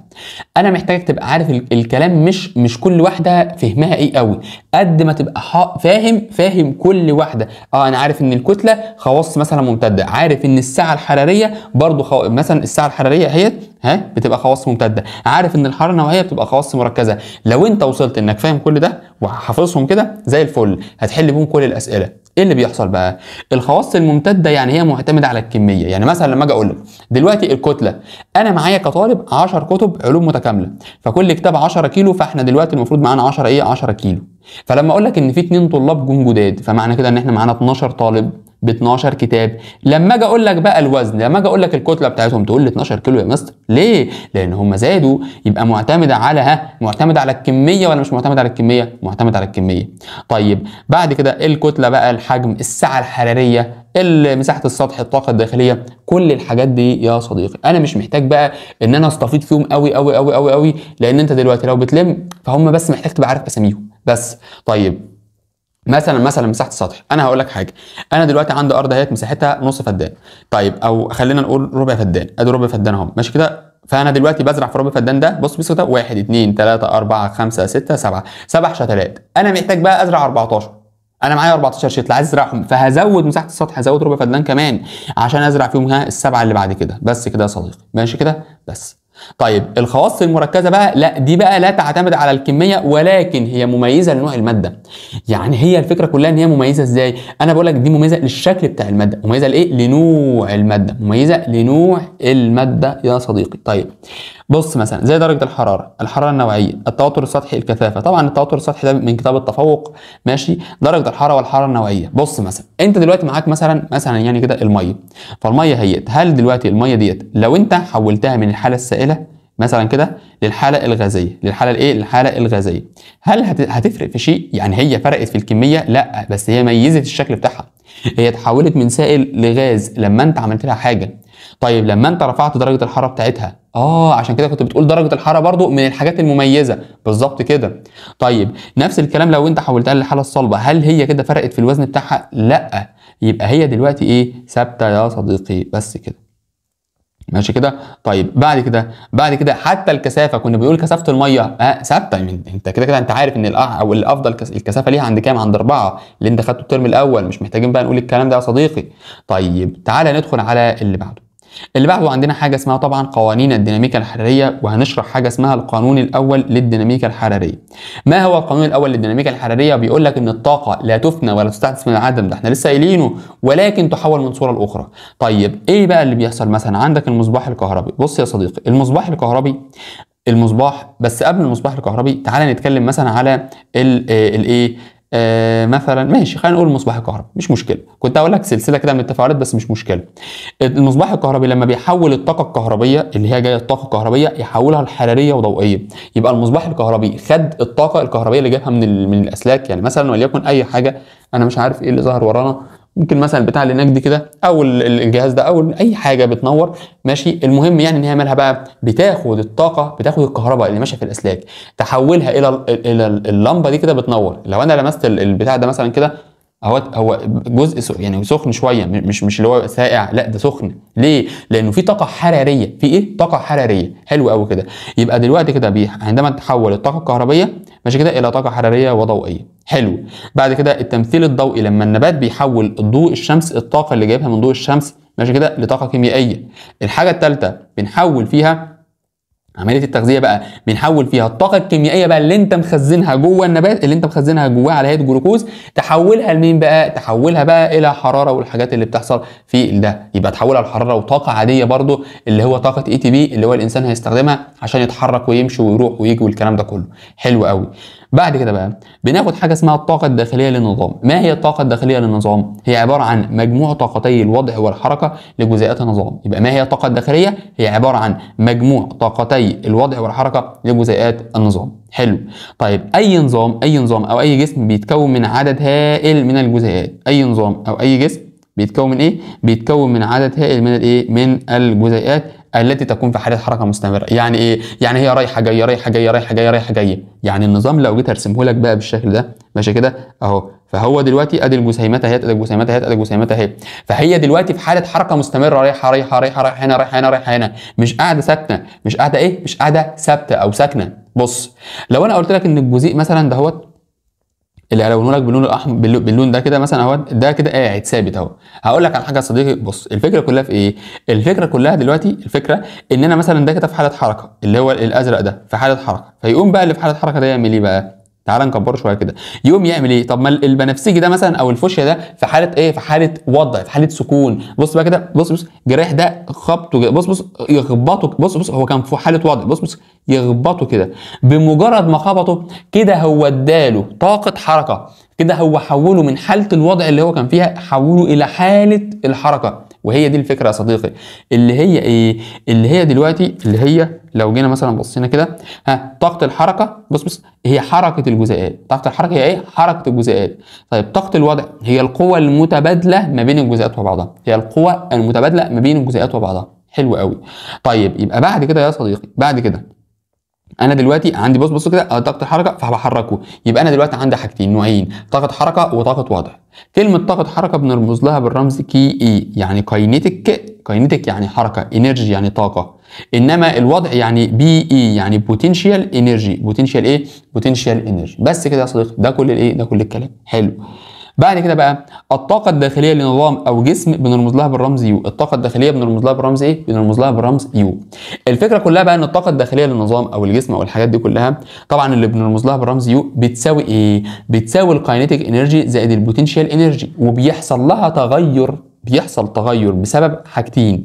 بسبب ايه؟ اول حاجه بسبب انتقال الحراره او بسبب بذل شغل. يعني دلوقتي التغير اللي هيحصل، يعني انا دلوقتي بقول لك عندي طاقه داخليه مقدارها 20، الطاقه الداخليه دي ممكن تتغير بسبب ايه؟ بالزياده او بالنقصان. بسبب ايه؟ بسبب دلوقتي ان انت عندك حراره او عندك شغل. لو انت عملت انتقال الحراره سواء من او الى النظام، او عملت بذل شغل سواء الى او على النظام، سواء بذلت شغل يعني من النظام على الوسط او من الوسط على النظام زي ما يكون. طيب بعد كده بقى يا صديقي هنكمل مع بعض فكره انتقال الحراره وبذل الشغل. اولا كده لو جينا اتكلمنا عن فكره انتقال الحراره وبذل الشغل والتفاصيل دي كلها، لو انا جيت رسمت لك كده مثلا نظام بالشكل ده، فالنظام ده ممكن بص كده ممكن يفقد حراره او يمتص حراره او يكتسب حراره. فلو اكتسب حراره يعني دخل حراره للوسط، يبقى كده قيمته موجبه، يبقى هو شاطر دخل فلوس. طيب لو فقد حراره يبقى هو كده خايب، يعني فقد فلوس يا صديقي. طيب بعد كده لو احنا جينا اتكلمنا مثلا على فكره البذل الشغل، فبص بقى كده انت كنظام اهو وده الوسط المحيط، فلو انت كنظام قدرت تبذل بص كده تضغط بالمكبس ده كده تضغطه لفوق كده، فانت بتبذل شغل على الوسط المحيط، فدي كده حاجه حلوه، يبقى انت كده قيمتك موجبه. طب لو هو اللي بيضغط عليك، يعني لو هو اللي بيضغط عليك، لو هو اللي بيكبسك بص بيكبسك كده، هو اللي بيضغط عليك كده، فهو كده بيبذل عليك انت شغل، يعني انت كده مش قادر عليه، انت كنظام مش قادر عليه، يعني هو اقوى منك، يبقى ده كده بذل شغل على النظام، ودي كده تبقى قيمه ايه؟ قيمه سالبه. تعال بقى نشوف التفاصيل والكلام دي كلها ماشي كده. طيب اولا كده اهوت بعض الايه التفاصيل دي ماشي. طبعا بيقول لك ايه؟ انتقال كميه من الحراره من او الى الوسط المحيط، انتقال كميه من الحراره من او الى النظام، من او الى الايه؟ النظام. طيب النظام بقى بذل شغل، يبذل شغل ضد قوه خارجيه او بذل شغل على النظام عن طريق القوه الخارجيه. بذل شغل عليه عن طريق القوه الخارجيه يبقى دي قيمه سالبه. طب هو بذل شغل يبقى هو قيمته كده كنظام هيبقى شاطر قوي ويبقى قوي. طيب خلي بالك بقى كده الشغل يعني وورك بنرمز له بالرمز الدبليو يبقى دلتا دبليو، الحراره يبقى الدلتا كيو. طيب التغير بتاع اللي هو مين؟ اللي هو الطاقه الداخليه بنرمز لها بالرمز دلتا يو كتغير دلتا يو. فاذا الدلتا يو بيساوي الدلتا كيو ناقص دلتا دبليو. ده القانون اللي لازم تحفظه، ده القانون اللي لازم ايه؟ لازم تحفظه بالشكل ده كده، ده القانون ايه اللي لازم تبقى حافظه بس كده ماشي كده. طيب حلو قوي. بعد كده طبعا حاجه عندنا اسمها انتقال كميه من الحراره من او الى الايه؟ من او الى النظام. احنا هنا بقى يا صديقي هنخش في 3 عمليات، وطبعا بعض الطلبه بتزعل او يعني ما بتبقاش فاهمهم قوي وبتحس ان الموضوع صعب. انا هلمهم لك بسهوله جدا جدا جدا في كلمتين دول. يا عم الحاج انا بكلمك دلوقتي عن الحراره. لو انت اكتسبت حراره من الوسط يبقى انت قيمتك موجبه، طب لو انت فقدت يبقى انت قيمتك سالبه. خلص الموضوع ده كله كده اهو. بص خلص الموضوع ده. هتقول لي طب ايه ده يا مستر؟ هو انت معلم هنا ليه كده يا مستر؟ الحته دي كانت في التعديل بتاع المذكر القديم، الاساتذه يعني كانوا كاتبينها الى الوسط المحيط. طبعا هي المفروض من الوسط المحيط، يعني هو بص اكتساب النظام كميه من الحراره الى الوسط، يعني يعني فكنت جيت رايح معلم عليها كده وجيت رايح كاتبها من الوسط هنا بس يلا ما علينا. المهم بعد كده بقى يا صديقي ركز بقى معايا، فالقيمه هنا تبقى موجبه لو ايه؟ لو هو اكتسب كميه من الحراره، زي مثلا لما تسخن. طب لو انت جايب كوبايه قهوه وسبتها تبرد هتفقد حراره، يبقى احنا فقدنا. ركز بقى في اللي جاي، لو حصل ان مفيش انتقال اي كميه من الحراره، عند عدم انتقال اي كميه من الحراره من النظام او الى النظام، يبقى كده احنا هنا في حاله نظام معزول. انا عازل نظامي لا بيفقد ولا بيكتسب، فهنا كده انا نظام معزول. لقيت كلمه نظام معزول قول على طول ان انت في عمليه اسمها عمليه اديباتيه، ما تفكرش. قال لك نظام معزول يبقى انت في عمليه اديباتيه، نظام معزول عمليه اديباتيه، معزول يبقى اديباتيه، معزول يعني مفيش حراره يبقى اديباتيه. طيب طبعا كده الدلتا كيو هتساوي صفر، اذا الدلتا يو كانت بتساوي الدلتا كيو اللي هي بصفر ناقص الدلتا دبليو. محدش يقول لي ان الدلتا يو بتساوي الدلتا دبليو، حمار. الدلتا يو بتساوي سالب دلتا دبليو. يا متسرع انا عارفك انت هتروح تختار دلتا دبليو على طول وهي سالب دلتا دبليو. طيب بعد كده بقى ايه اللي بيحصل بقى؟ بص كده، بص يا اما بيحصل، ركز بقى معايا كده، يا اما تمدد سريع يا اما تمدد سريع لغاز محبوس اهم حاجه في اناء معزول، او انضغاط سريع لغاز محبوس برضه في اناء معزول. يبقى بص، يا اما تمدد سريع يا اما انضغاط سريع. طب هتقول لي التمدد السريع ده بسبب ايه؟ بسبب الشغل. طب انضغاط سريع بسبب ايه؟ بسبب الشغل. يبقى خلي بالك بقى كده، هنا احنا في حاله السرعه، يبقى انا كده عايز منك 3 حاجات. كلمه معزول يبقى زيرو حراره، زيرو كميه حراره، يبقى انت في عمليه اديباتيه، يبقى انت هنا في حاله التمدد او الانضغاط السريع. هو في حاجه يا مستر تمدد او انضغاط بطيء؟ ركز بقى معايا كده، يبقى 4 كلمات هم مهمين. طيب تعالى بقى لو عكسنا بقى الكلام ده، عملنا ايه؟ بذل شغل بواسطه النظام. يعني كده الشغل مفيش، يعني الله اعلم هيبقى في شغل او مفيش شغل. طب لو بذل شغل، لو انا كنظام بذلت على الوسط المحيط، يبقى قيمتي موجبه. يبقى انا بص كده بضغط على الوسط المحيط اهو، تمدد غاز، فبتمدد يعني بضغط على الوسط. طب هو لو بيضغط عليا يعني بيكبسني، يبقى انضغاط غاز، يبقى ده قيمه سالبه. طب لو مفيش بقى شغل خالص يبقى زيرو. دي اسمها عمليه ايزوكوريه. امتى مفيش حد بيضغط، لا انا بضغط عليه ولا هو بيضغط عليا. يعني انا كنظام ما بضغطش على الوسط ولا هو بيضغط عليا، ده كده في حاله النظام المغلق. يبقى انا في حاله ايه؟ النظام المغلق. ركز يا صديقي اهو، حاله الضغط مثلا اللي هي الغلق مغلقه، اهم حاجه عندي كلمه ايه؟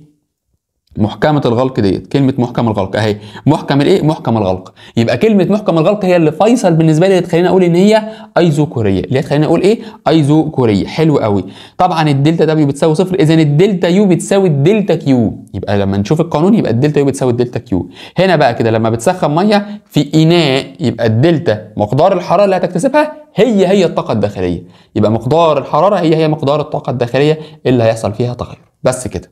طيب بعد كده، هل هنا فيه تغير في الحجم؟ لا. يبقى انا لما اجي اقول لك الايزوكوريه تقول لي اناء مغلق، اناء محكم الغلق، ماشي كده. في حراره في حراره عادي جدا. لو احنا اتكلمنا على حته مثلا هل في زياده في الحجم؟ لا مفيش زياده في الحجم، لان انت قافلهولي مفيش زياده في الحجم يا صديقي. لو جينا اتكلمنا على اللي بعده، طبعا زياده او انخفاض في الطاقه الداخليه بقى نفسها، يعني الدلتا يو نفسها هي اللي فيها تغير. خلي بالك بقى كده، لو ارتفع درجه حراره النظام فالدلتا كيو هتبقى عاليه، فكده المجموع هيبقى عالي، يبقى قيمه موجبه. يعني لما اجي اطرح مثلا، بص انا لو بقول لك ان الدلتا يو بتساوي الدلتا كيو ناقص دلتا دبليو. حلو. لو الدلتا كيو كانت ب 20 ناقص ال 10 فده هيبقى بكام؟ ده هيبقى ب 10. طب لو زودنا ده خليناها 30 يبقى 30 ناقص 10 هيبقى ده بكام؟ هيبقى ده كده بكام؟ ب 20. طب لو احنا قللنا ده خليناه ب 15 ناقص 10 هيبقى كام؟ هيبقى 15 او هيبقى 5. هيبقى كام؟ هيبقى 5. فكده يا جماعه ركز بقى معايا كده، هنا كان 10 زاد او قل، فلو زاد يبقى قيمه موجبه، لو زاد يبقى قيمه موجبه، لو قل يبقى مقدار التغير سالب. بص مقدار التغير، انا بقول لك المقدار، القيمه نفسها كتغير، مقدار تغير بالموجب ولا بالسالب؟ بالسالب. انا بقل، انا مش بقول لك هو قيمته سالبه، هو مقدار التغير قيمته كتوتال بقى بشكل عام كمقدار تغير سالب، بس كده، لان انت بالناقص يعني بالخساره مش بالمكسب. طيب بعد كده عند ثبات درجه الحراره، عند ثبات درجه الحراره، فطبعا ايه؟ مفيش كده، خلاص انا ثابت، فمقدار تغير زيرو. انا بقول لك انا كنت 20 ناقص 10 وبعد ساعه بقيت 20 ناقص 10، فمقدار تغيري زيرو، ما تغيرتش. طيب طبعا ده في حاله مين؟ ده في حاله الغاز المثالي، وبنقول ان العمليه اسمها ايزوثيرميه. يبقى امتى العمليه الايزوثيرميه؟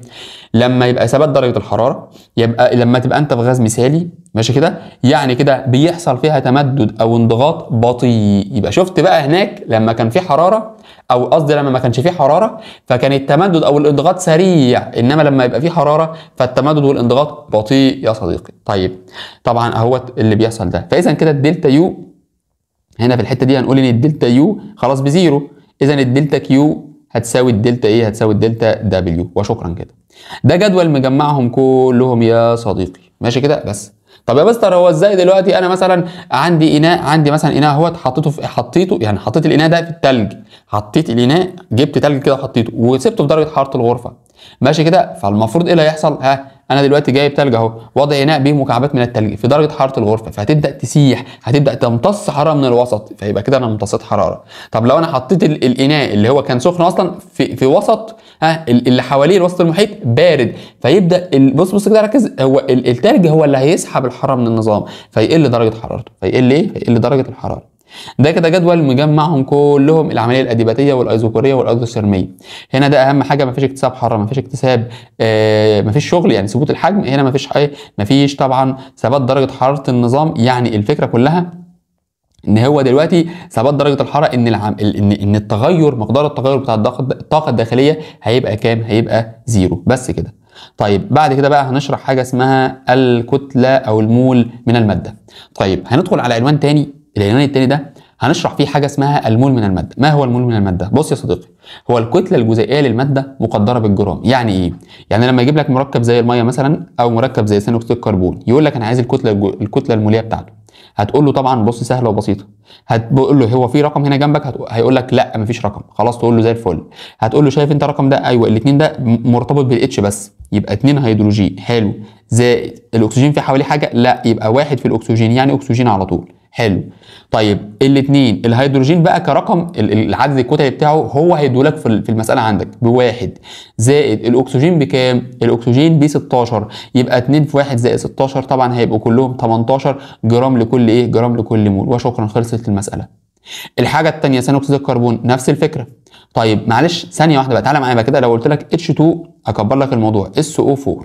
طب انا دلوقتي عندي ال H2 اولا مفيش حاجه جنبك، ماشي كده؟ طيب لو انا قلت لك طبعا ال H2 يعني 2H زائد، ماشي كده، S ماشي، زائد 4O، زائد كام؟ 4O.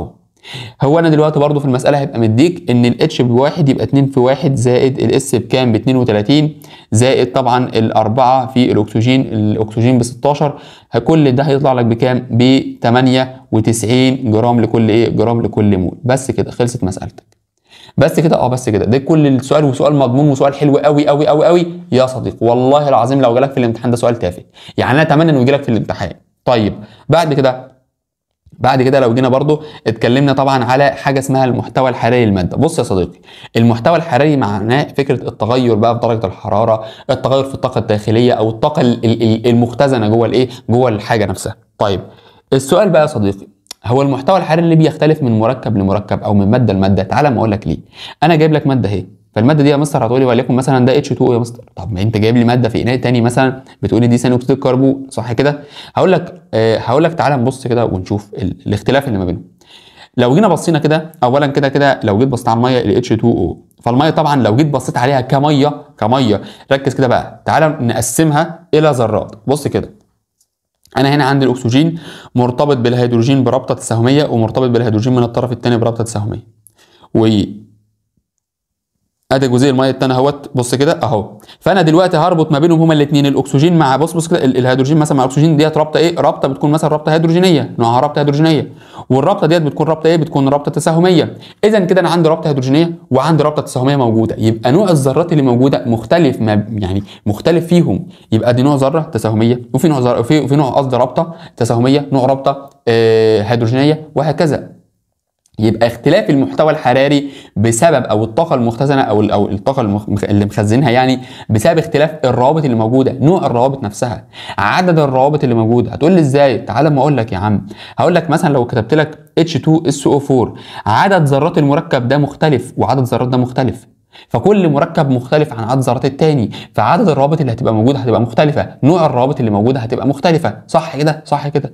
يبقى دلوقتي تعالى نبص بقى بسبب ايه تختزن الطاقه فيه. خلي بالك بقى كده، كميه الطاقه المختزنه في مول من الماده مختزنه فيه، خلي بالك، في ذرات الماده مختزنه في الذرات نفسها، ماشي، او ما بين جزيئات الماده او جزيئات الماده نفسها، او في الروابط الكيميائيه. وانا كنت لسه بقول لك، وده اصلا هيؤدي الى سؤال تاني هنقوله دلوقتي. وقوة تجاذب ما بين الجزيئات، كل ما كانت قوة التجاذب ما بينهم كل ما كان انا هجذبك بقوة اكبر، فهحتاج اخزن طاقة اكتر ما بيني وما بينك عشان يبقى في تجاذب ما بيني وما بينك كبير. هي دي الفكرة. طيب يختلف المحتوى الحراري بقى من مركب لمركب او من مادة لتانية بسبب ايه؟ بسبب 3 حاجات. نوع الذرات الموجودة، هي كربون، هيدروجين، اكسجين، نيتروجين، فوسفور، كلور، الحاجات دي. عدد الذرات، في مركب في 5 ذرات، فيه 2، في 3، في 4، في 10، في 20، على حسب العدد. نوع الروابط الموجوده، هيدروجينيه، تساهميه، ايونيه، الحاجات دي كلها، كل ده يا صديقي محتاج تبقى عارفه.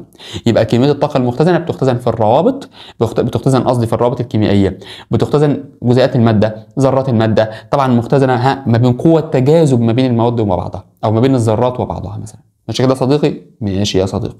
طيب بعد كده لو احنا بنقول بقى في حاجه اسمها تعريف مهم كده اسمه التغير في المحتوى الحراري. التغير هو الفرق ما بين المحتوى الكلي للنواتج يعني الاتش برودكت، الاتش برودكت يعني نواتج، ناقص الاتش ايه، الاتش طبعا رياكتنت اللي هو ايه المحتوى الكلي للمتفاعلات. بس كده بس كده.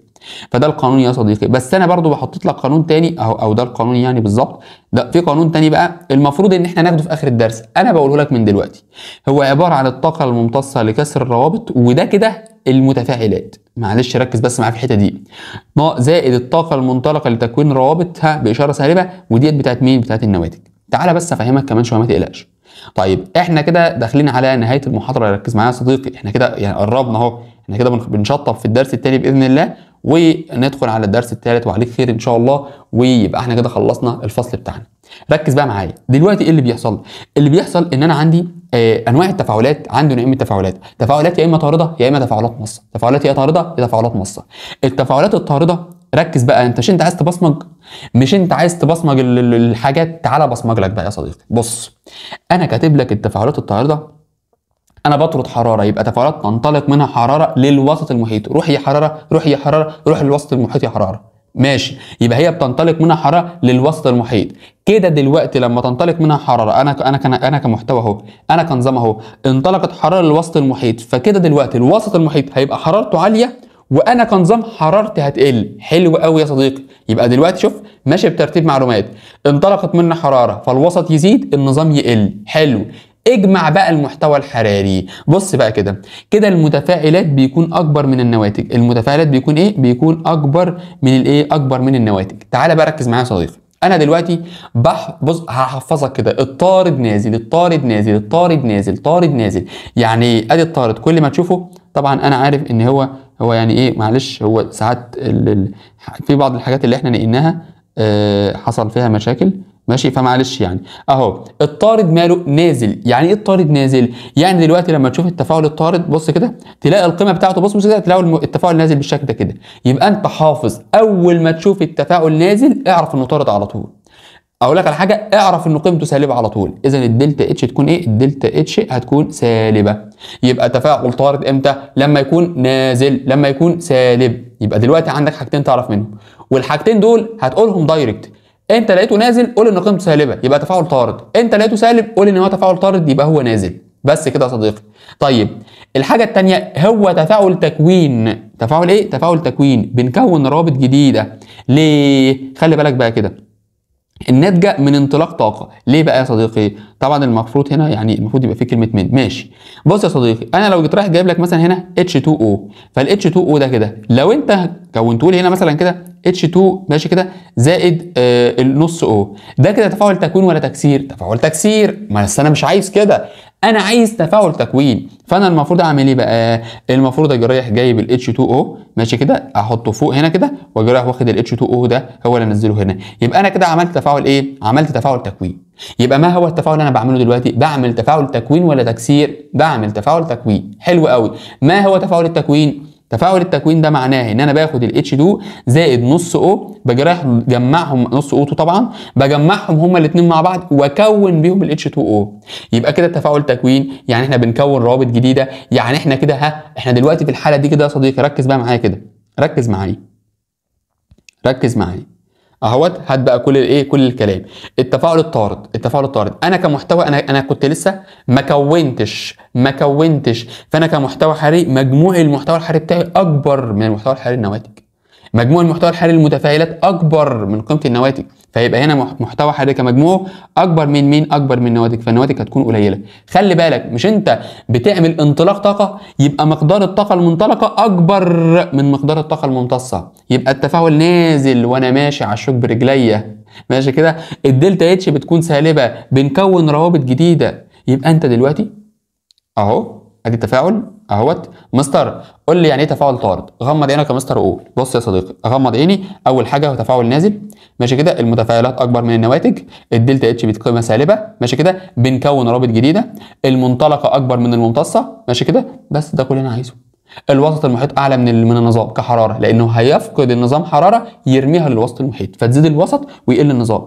اعكس كل حرف انا قلته لك في الجزء الثاني. في اللي هو مين؟ في الممتصه.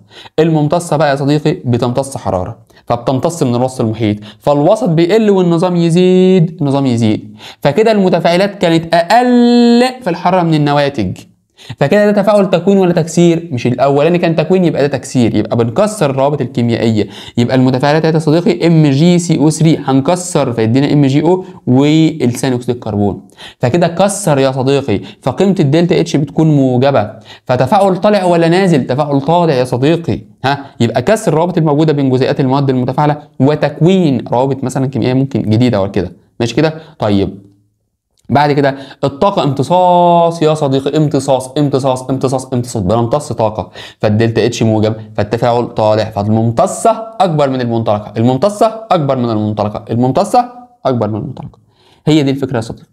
أتمنى إنك تكون خلصت كل الحوارات بتاعتك كلها من الجدول ده. بص الخلاصة كلها عندنا احنا في الجدول ده، خلصت كده.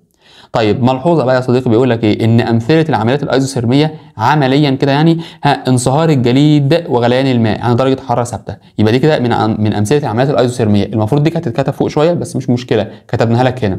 يبقى من امثله الايزوثيرميه انصهار الجليد وغليان الماء عند درجه حراره مش انا كنت بقول لك عند ثبوت الحراره؟ ايوه، فالغليان والانصهار عند درجه حراره ثابته، انا ثابت كحراره. حلو. فدلوقتي يكتسب النظام طاقه حراريه وتزداد الطاقه الداخليه ايه للنظام. ماشي كده؟ بس طيب بعد كده يا صديقي، طبعا لو احنا اتكلمنا على الفكره كلها في ايه بقى؟ الفكره كلها طبعا تحديد نوع التفاعل. اولا بنقدر نحدد نوع التفاعل عن طريق حاجه اسمها طاقه الرابطه. عن طريق حاجه اسمها ايه؟ طاقه الرابطه. يعني ايه طاقه الرابطه؟ بص يا صديقي، اولا هي الطاقه اللي احنا محتاجينها عشان نكسر او عشان نكون الحاجه جديده، يعني عشان نكون مثلا مركب جديد، يعني مثلا ايه؟ او نكون تلك الرابطه في مول واحد من الماده. يعني ايه؟ يعني مثلا دلوقتي انا عشان اكسر Mg2CO3، عشان اكسر ده هكسر انا عايز بقى بص الرابطه الواحده بس. ازاي الرابطه الواحده؟ تعالى ما اقول لك. مثلا لو انا كتبت لك معادله مثلا بالشكل ده، مثلا CH3 او CH4 زائد نص O2 نص او O2 مثلا كده، ماشي كده، O2 زائد ايه؟ هيدينا مين مثلا؟ هيدينا H2O ماشي زائد CO2 مثلا يعني انا بقول رقم او حاجات مجازيه، انا مش فاكر المعادله بالظبط، انا بقول لك كلام بس ارقام كده عشوائيه. دلوقتي لو انا قلت لك يا صديقي ماشي كده 2O2 مثلا ولا حاجه ويدينا 2H2 مثلا يعني مثلا على ما اعتقد المعادله كده هتبقى بنسبه كبيره مظبوطه. لو انا قلت لك احسب لي طاقه الرابطه هتعمل ايه؟ انا عايز الدلتا اتش يا مستر، انا عايز اجيب الطاقه الداخليه. وانا قلت لك ان الطاقه الداخليه القانون بتاعها بتساوي الطاقه الممتصه لكسر الروابط زائد الطاقه المنطلقه لتكوين الروابط. بس خلي بالك ان الممتصه لكسر الروابط باشاره موجبه وتكوين الروابط باشاره سالبه. يبقى دلوقتي كده يا صديقي انا دلوقتي لما اجي اقول المعادله بتاعتي الدلتا اتش بتساوي اول حاجه هتجيب الطاقه الممتصه، هتجيب كده القانون الاولاني الطاقه الجزء الاول الطاقه الممتصه لكسر الروابط اللي هي بتاعت مين؟ المتفاعلات. الطاقه الممتصه بتاعت المتفاعلات. حلو كده؟ طيب والطاقه المنطلقه الطاقه المنطلقه ماشي كده لايه؟ الطاقه المنطلقه لايه؟ لتكوين الروابط. يبقى الممتصه لكسر ولتكوين الروابط. يبقى دي بتاعت مين؟ النواتج يا صديقي. حلو قوي كده.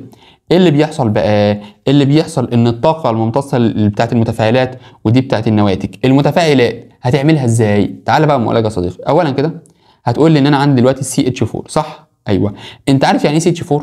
هو في المساله هيبقى مديك مثلا رابطه ما بين السي والاتش كده. فايه الفكره بقى يا صديقي؟ هيقول لك مثلا قيمتها وليكن 435 مثلا يعني. فالفكره يا صديقي ان CH4 ديت، ركز بقى معايا كده، ان CH4 ادي السي مرتبطه مع الاتش، ادي رابطه الثانيه. انت عارف ان السي بتتشبع باربعه، وادي الثالثه وادي الرابعه. فانت كده لما اجي اسالك انت عندك كام CH؟ ادي 1 2 3 4. فانت كده تقدر تقول لي في المساله يعني 4 من السي اتش، سي والرابطه ما بينه وما بين الاتش. شكرا. ف4 في السي اتش اللي هي قيمتها بتساوي 435. يبقى 4 في 435 زائد 2 O2. انت عارف يعني ايه O2 اصلا؟ يعني الاو مرتبطه مع الاو، وانت عارف ان الاو بترتبط برابطتين. يبقى الاو مع الاو وهنضرب في 2 لان هو بيقول لك 2 يبقى نضرب في 2 يبقى 2 O2 بالشكل ده كده. لازم تكتبها لي كده. بعد كده يلا تجمع 400 قصدي في 435 زائد 2 في مثلا القيمه بتاعت ده 498 بس. يبقى ده في ده وشكرا كده. طلع طلعنا الرقم، حلو، اركن ده على جنب. روح هات لي بتاع المنطلقه، المنطلقه بيساوي كذا كذا، نفس اللعبه دي. ال H2O اولا انت عارف ان الاو بترتبط مع الاتش وترتبط مع الاتش، دي اول حاجه، احنا لسه ما ضربناش في الاثنين، كل ده في الاثنين. طب هي الاو مع الاتش كام واحده؟ ادي الاو مع الاتش ده رقم واحد، وادي الاو مع الاتش ده رقم اتنين، يبقى كده اتنين يا صديقي، فاتنين في الاتنين ده، يبقى اتنين في الاو اتش مرتين، يبقى 2 في 2 او اتش، يبقى الرابطه ما بين الاو والرابطه ما بينهم ما بين الاتش، بس كده ماشي كده، يبقى 4 او اتش، يبقى كده هنا اهو 4 او اتش، 4 ايه؟ 4 او اتش. بعد كده زائد ثاني اكسيد الكربون، ثاني ايه؟ ثاني اكسيد الكربون، يعني ايه؟ طبعا الكربونه خلي بالك بقى كده بترتبط مع الاكسجين بكام رابطه؟ مش انت عارف ان الكربون بيرتبط بكام رابطه؟ فكر برابطتين، باربع روابط، يبقى دي مع الاكسجين دي برابطه، ودي مع الاكسجين دي برابطه يا صديقي، وكل اكسجين بترتبط برابطتين كده كده، فكده يا صديقي ده اللي احنا عايزينه يا صديقي، بس كده. يبقى كده احنا عندنا كام واحده؟ ادي واحده سي دبل بوند او، وادي واحده سي دبل بوند او، يبقى كده زائد كام؟ زائد 2 في سي دبل بوند ايه؟ دبل بوند او.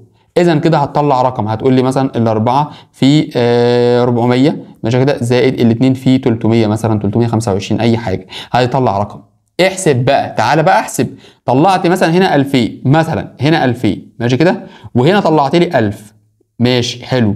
ايه اللي هيحصل بقى؟ الدلتا اتش بقى بتساوي المفروض يعني الطاقه الممتصه باشاره موجبه، يبقى ال 2000 بتساوي ال 2000 ماشي حلو، ناقص الطاقه المنطلقه باشاره زائد، لا معلش، زائد المنطلقه باشاره سالبه، يعني زائد ايوه سالب المنطلقه اللي هي 1000. شكرا كده، بس كده؟ بس كده خلصنا، بس ده كل الموضوع. هيديك رقم بس كده، انت جبت لي قيمه الدلتا اتش، جبت لي كده قيمه المحتوى الحراري. ثانيه بقى واحده، ثانيه واحده، لو هو 2000 ناقص 1000 يعني القيمه كلها في الاخر هتطلع 1000، يعني القيمه بس انا عايز حته واحده بس، القيمه بتاعتها ايه؟ موجبه، ايوه، اذا كده الدلتا اتش هتبقى موجبه. اذا القيمه الموجبه كانت تفاعل طارد ولا مص الحراره؟ كان تفاعل مص للحراره.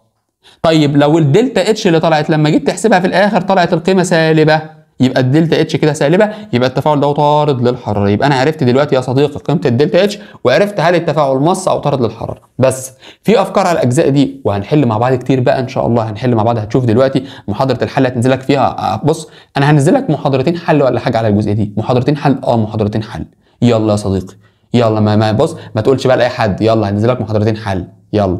طيب بس ده كل الموضوع. طيب بعد كده احنا خلصنا طاقة الرابطة وخلصنا الدرس الثاني، ندخل بقى على الدرس الثالث. الدرس الثالث هنبدأ بحاجة اسمها العناصر الغذائية. طبعا صحة النظام أو البيئة اللي احنا عايشين فيها معتمدة على وجود توازن دقيق ما بين العناصر الغذائية.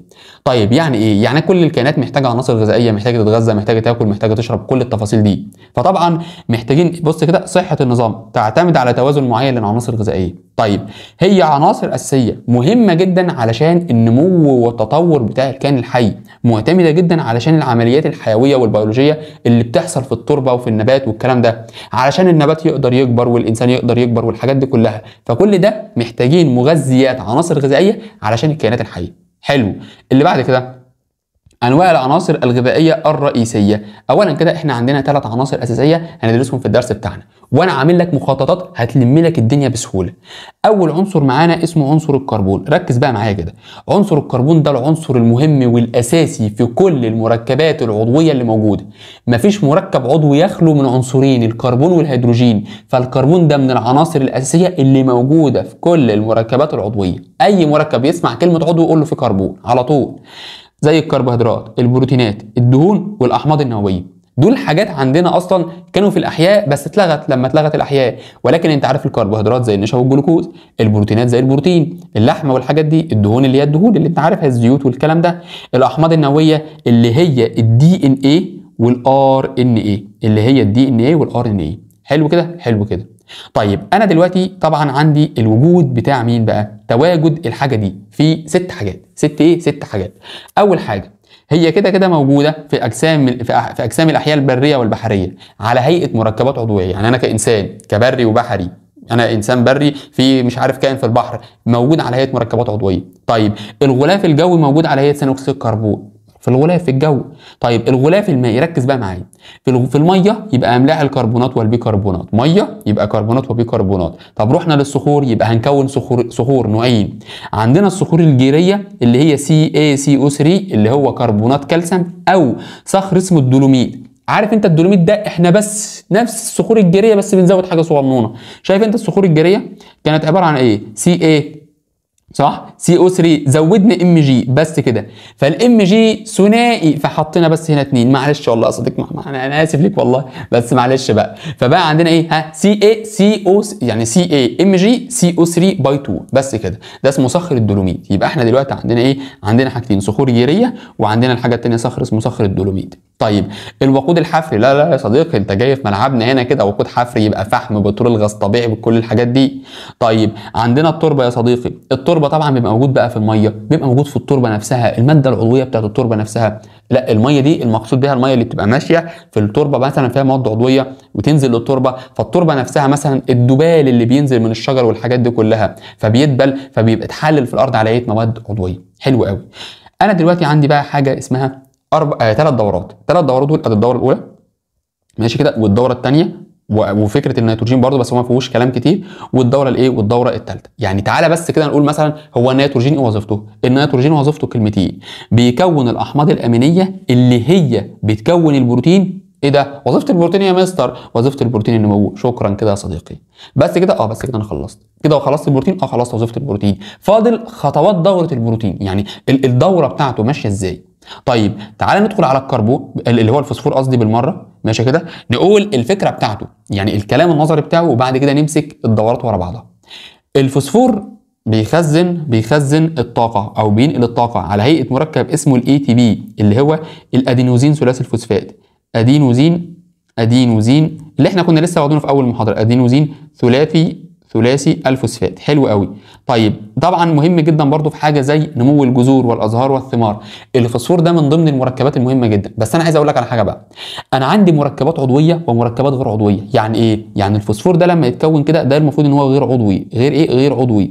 ولكن الكربون مثلا من الحاجات العضويه، النيتروجين بيدخل في الحاجات العضويه، يبقى دول حاجات عضويه يا صديقي، وركز معايا في الحته دي. طيب بعد كده فجر هيأذن. بعد كده بقى صديقي عنصر الفوسفور ده بيدخل في تركيب بعض الحاجات زي ايه مثلا؟ زي الاسنان بقى والعظام واغشيه الخلايا.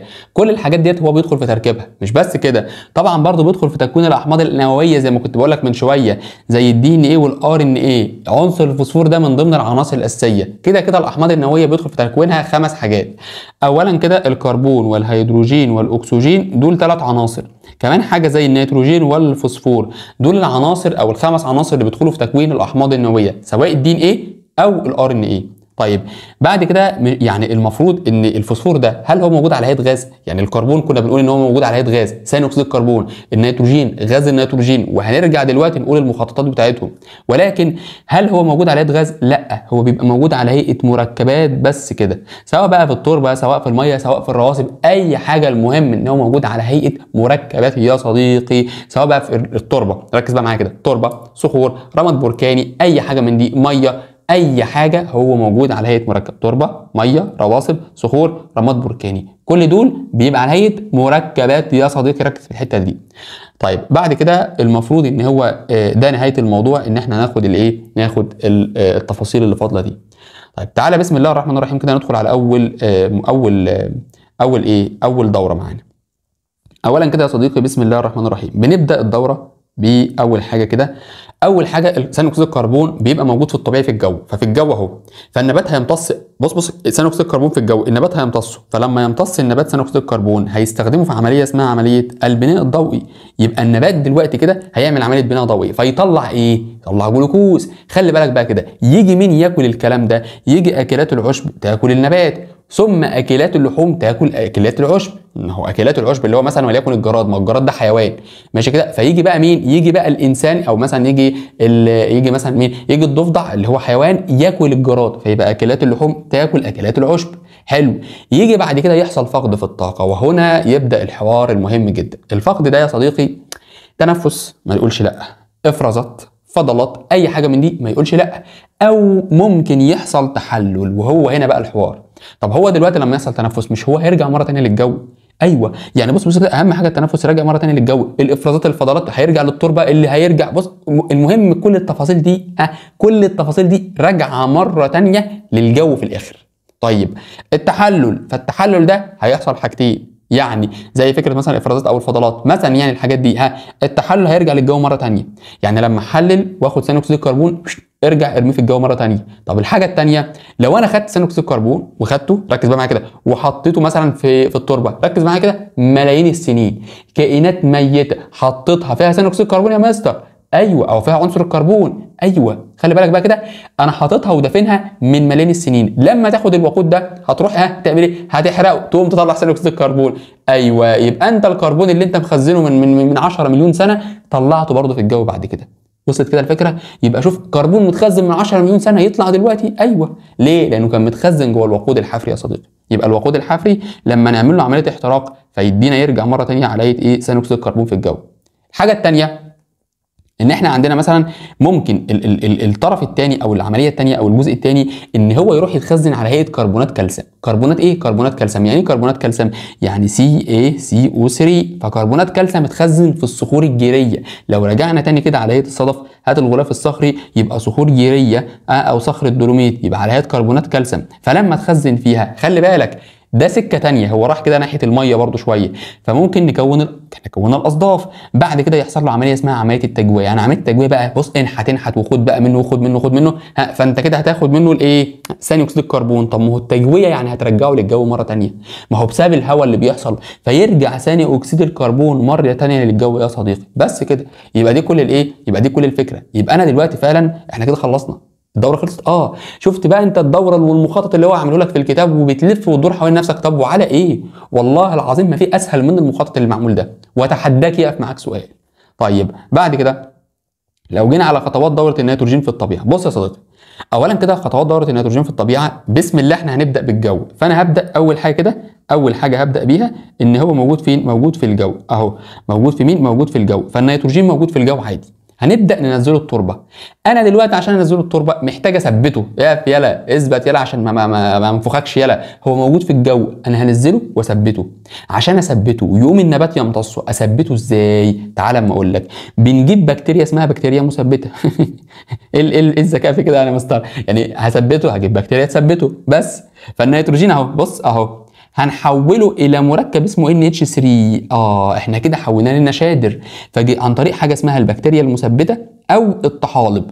يقوم كده النبات يقدر يعمل له عمليه امتصاص. ركز بقى، للاسف مش كل النيتروجين بنقدر نثبته ونحوله لنشادر. طب لو ما قدرناش نحوله لنشادر، او بمعنى اصح بدل ما سيبك من حته النشادر، لو ما قدرناش نمتصه، ما هو مش كله هيمتص، بلاش حته النشادر دي، لو مش كله هيمتص، يعني في نشادر اهو بس النبات مش هيمتصها، هنسكت على كده؟ لا يا عم مش هنسكت. امال هنعمل ايه؟ النبات مش عايزها على هيئه نشادر، عايزها على هيئه ايه؟ عايزها على هيئه نترات. هو بقى ده يا مستر ده التلكيك بقى. يعني دلوقتي هو عايزها على هيئه نترات، طب ما انا يعني اعملها له ازاي دي؟ اقول لك يا عم سهل، يعني انت ما تعصبنيش. هو دلوقتي عايزها على هيئه نترات، هجيبها له ازاي؟ تعالى ما اقول لك يا عم. بص، النبات بيروح يجيب بكتيريا اسمها بكتيريا النيترة او بكتيريا النيتريت، فبتحول لي النشادر الى NO2، ثم ناخد ال NO2 ده اهو، انا عايزه نترات يا صديقي، ف NO3، فيجي ياخد بكتيريا ثانيه اسمها بكتيريا النترات بقى تحول النيتريت الى نترات يا صديقي، يبقى من NO2 الى NO3. بس كده؟ بس كده. يعني الخلاصه يا مستر، انا عندي عمليه اسمها عمليه الامتصاص، ثم اللي هي التثبيت الاول، ثبته يعني انت حولته ل NH3 يا صديقي، ماشي. امتصه حلو، ما امتصوش حلو، ما امتصوش، هات لي ال NH3 واعمله نيتره. يعني ايه؟ يعني هات لي بكتيريا النيتريت مش النترات، لا النيتريت الاول، فحوله لي لل NO2، بعد كده النترات تحوله لي لل NO3 اللي انا عايزه، وشكرا كده. طبعا النبات لما يمتص الكلام ده يا صديقي، خلي بالك بقى كده، النبات لما يمتص بكل الاحوال، ماشي كده، هيجي كائنات اكلات عشب، انا كنبات اهو كلته خلاص زي الفل، جه اكلات عشب اكلت النبات، ثم جت اكلات لحوم اكلت اكلات العشب، حلو. بعد كده هتيجي محللات تحلل، خلي بالك بقى كده، المحللات ده بقى لما تحلل عن طريق البكتيريا، ركز معايا مين المحللات؟ البكتيريا او الفطريات. يبقى مين اللي كانت بتثبت؟ بكتيريا مثبته وطحالب. انما دلوقتي مين اللي هتحلل؟ بكتيريا بس، انا قلت بكتيريا بس، اسكت، بكتيريا بس والفطريات. حلو قوي كده. طيب هتحولهم لنا لايه؟ لمركبات اللي هي النيتروجين، اللي هي طبعا اللي هو الايه؟ ال NH3، تدينا ال NH3. يبقى انا حولته من الكلام ده، حولته في الاخر لمركبات النيتروجين العاديه، اللي هو مين مركبات النيتروجين؟ مركب فيه نيتروجين ال NH3 بس كده. طيب ممكن بقى اعمل حاجه اسمها عمليه اعاده النيتروجين. عمليه ايه؟ اعاده النيتروجين. ايوه، يعني ايه عمليه اعاده النيتروجين؟ يبقى انا هرجع النيتروجين مره ثانيه. يبقى انا هحوله لك من مركب ال NO3 اللي هو كان النترات الى النيتروجين بس كده، او بص او احوله الى حاجه اسمها اكسيد النيتروز.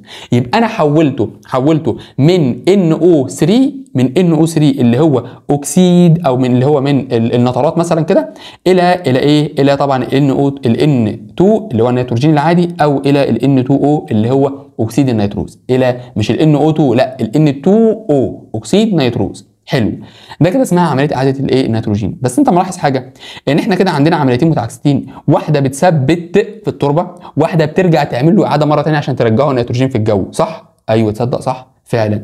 بس هي دي الفكره كلها يا صديقي. يبقى هو اولا كده عندنا عمليتين متعاكستين، التثبيت واعاده النيتروجين. يبقى بتثبت، يبقى انت معاك نيتروجين حولته الى NO3، او خدت ال NO3 حولته الى N2، يبقى انت عكست. طب هو انت لما تعمل اعاده النيتروجين مره ثانيه يا صديقي عن طريق بكتيريا اسمها بكتيريا اعاده النيتروجين، يبقى عملت اعاده عن طريق بكتيريا اسمها بكتيريا اعاده النيتروجين يا صديقي. حلو كده؟ حلو كده انا خلصت دوره النيتروجين، والله اسهل من اللي معاك في الكتاب برضه. شوف انا بتحداك، هات اي سؤال يقف معاك بقى.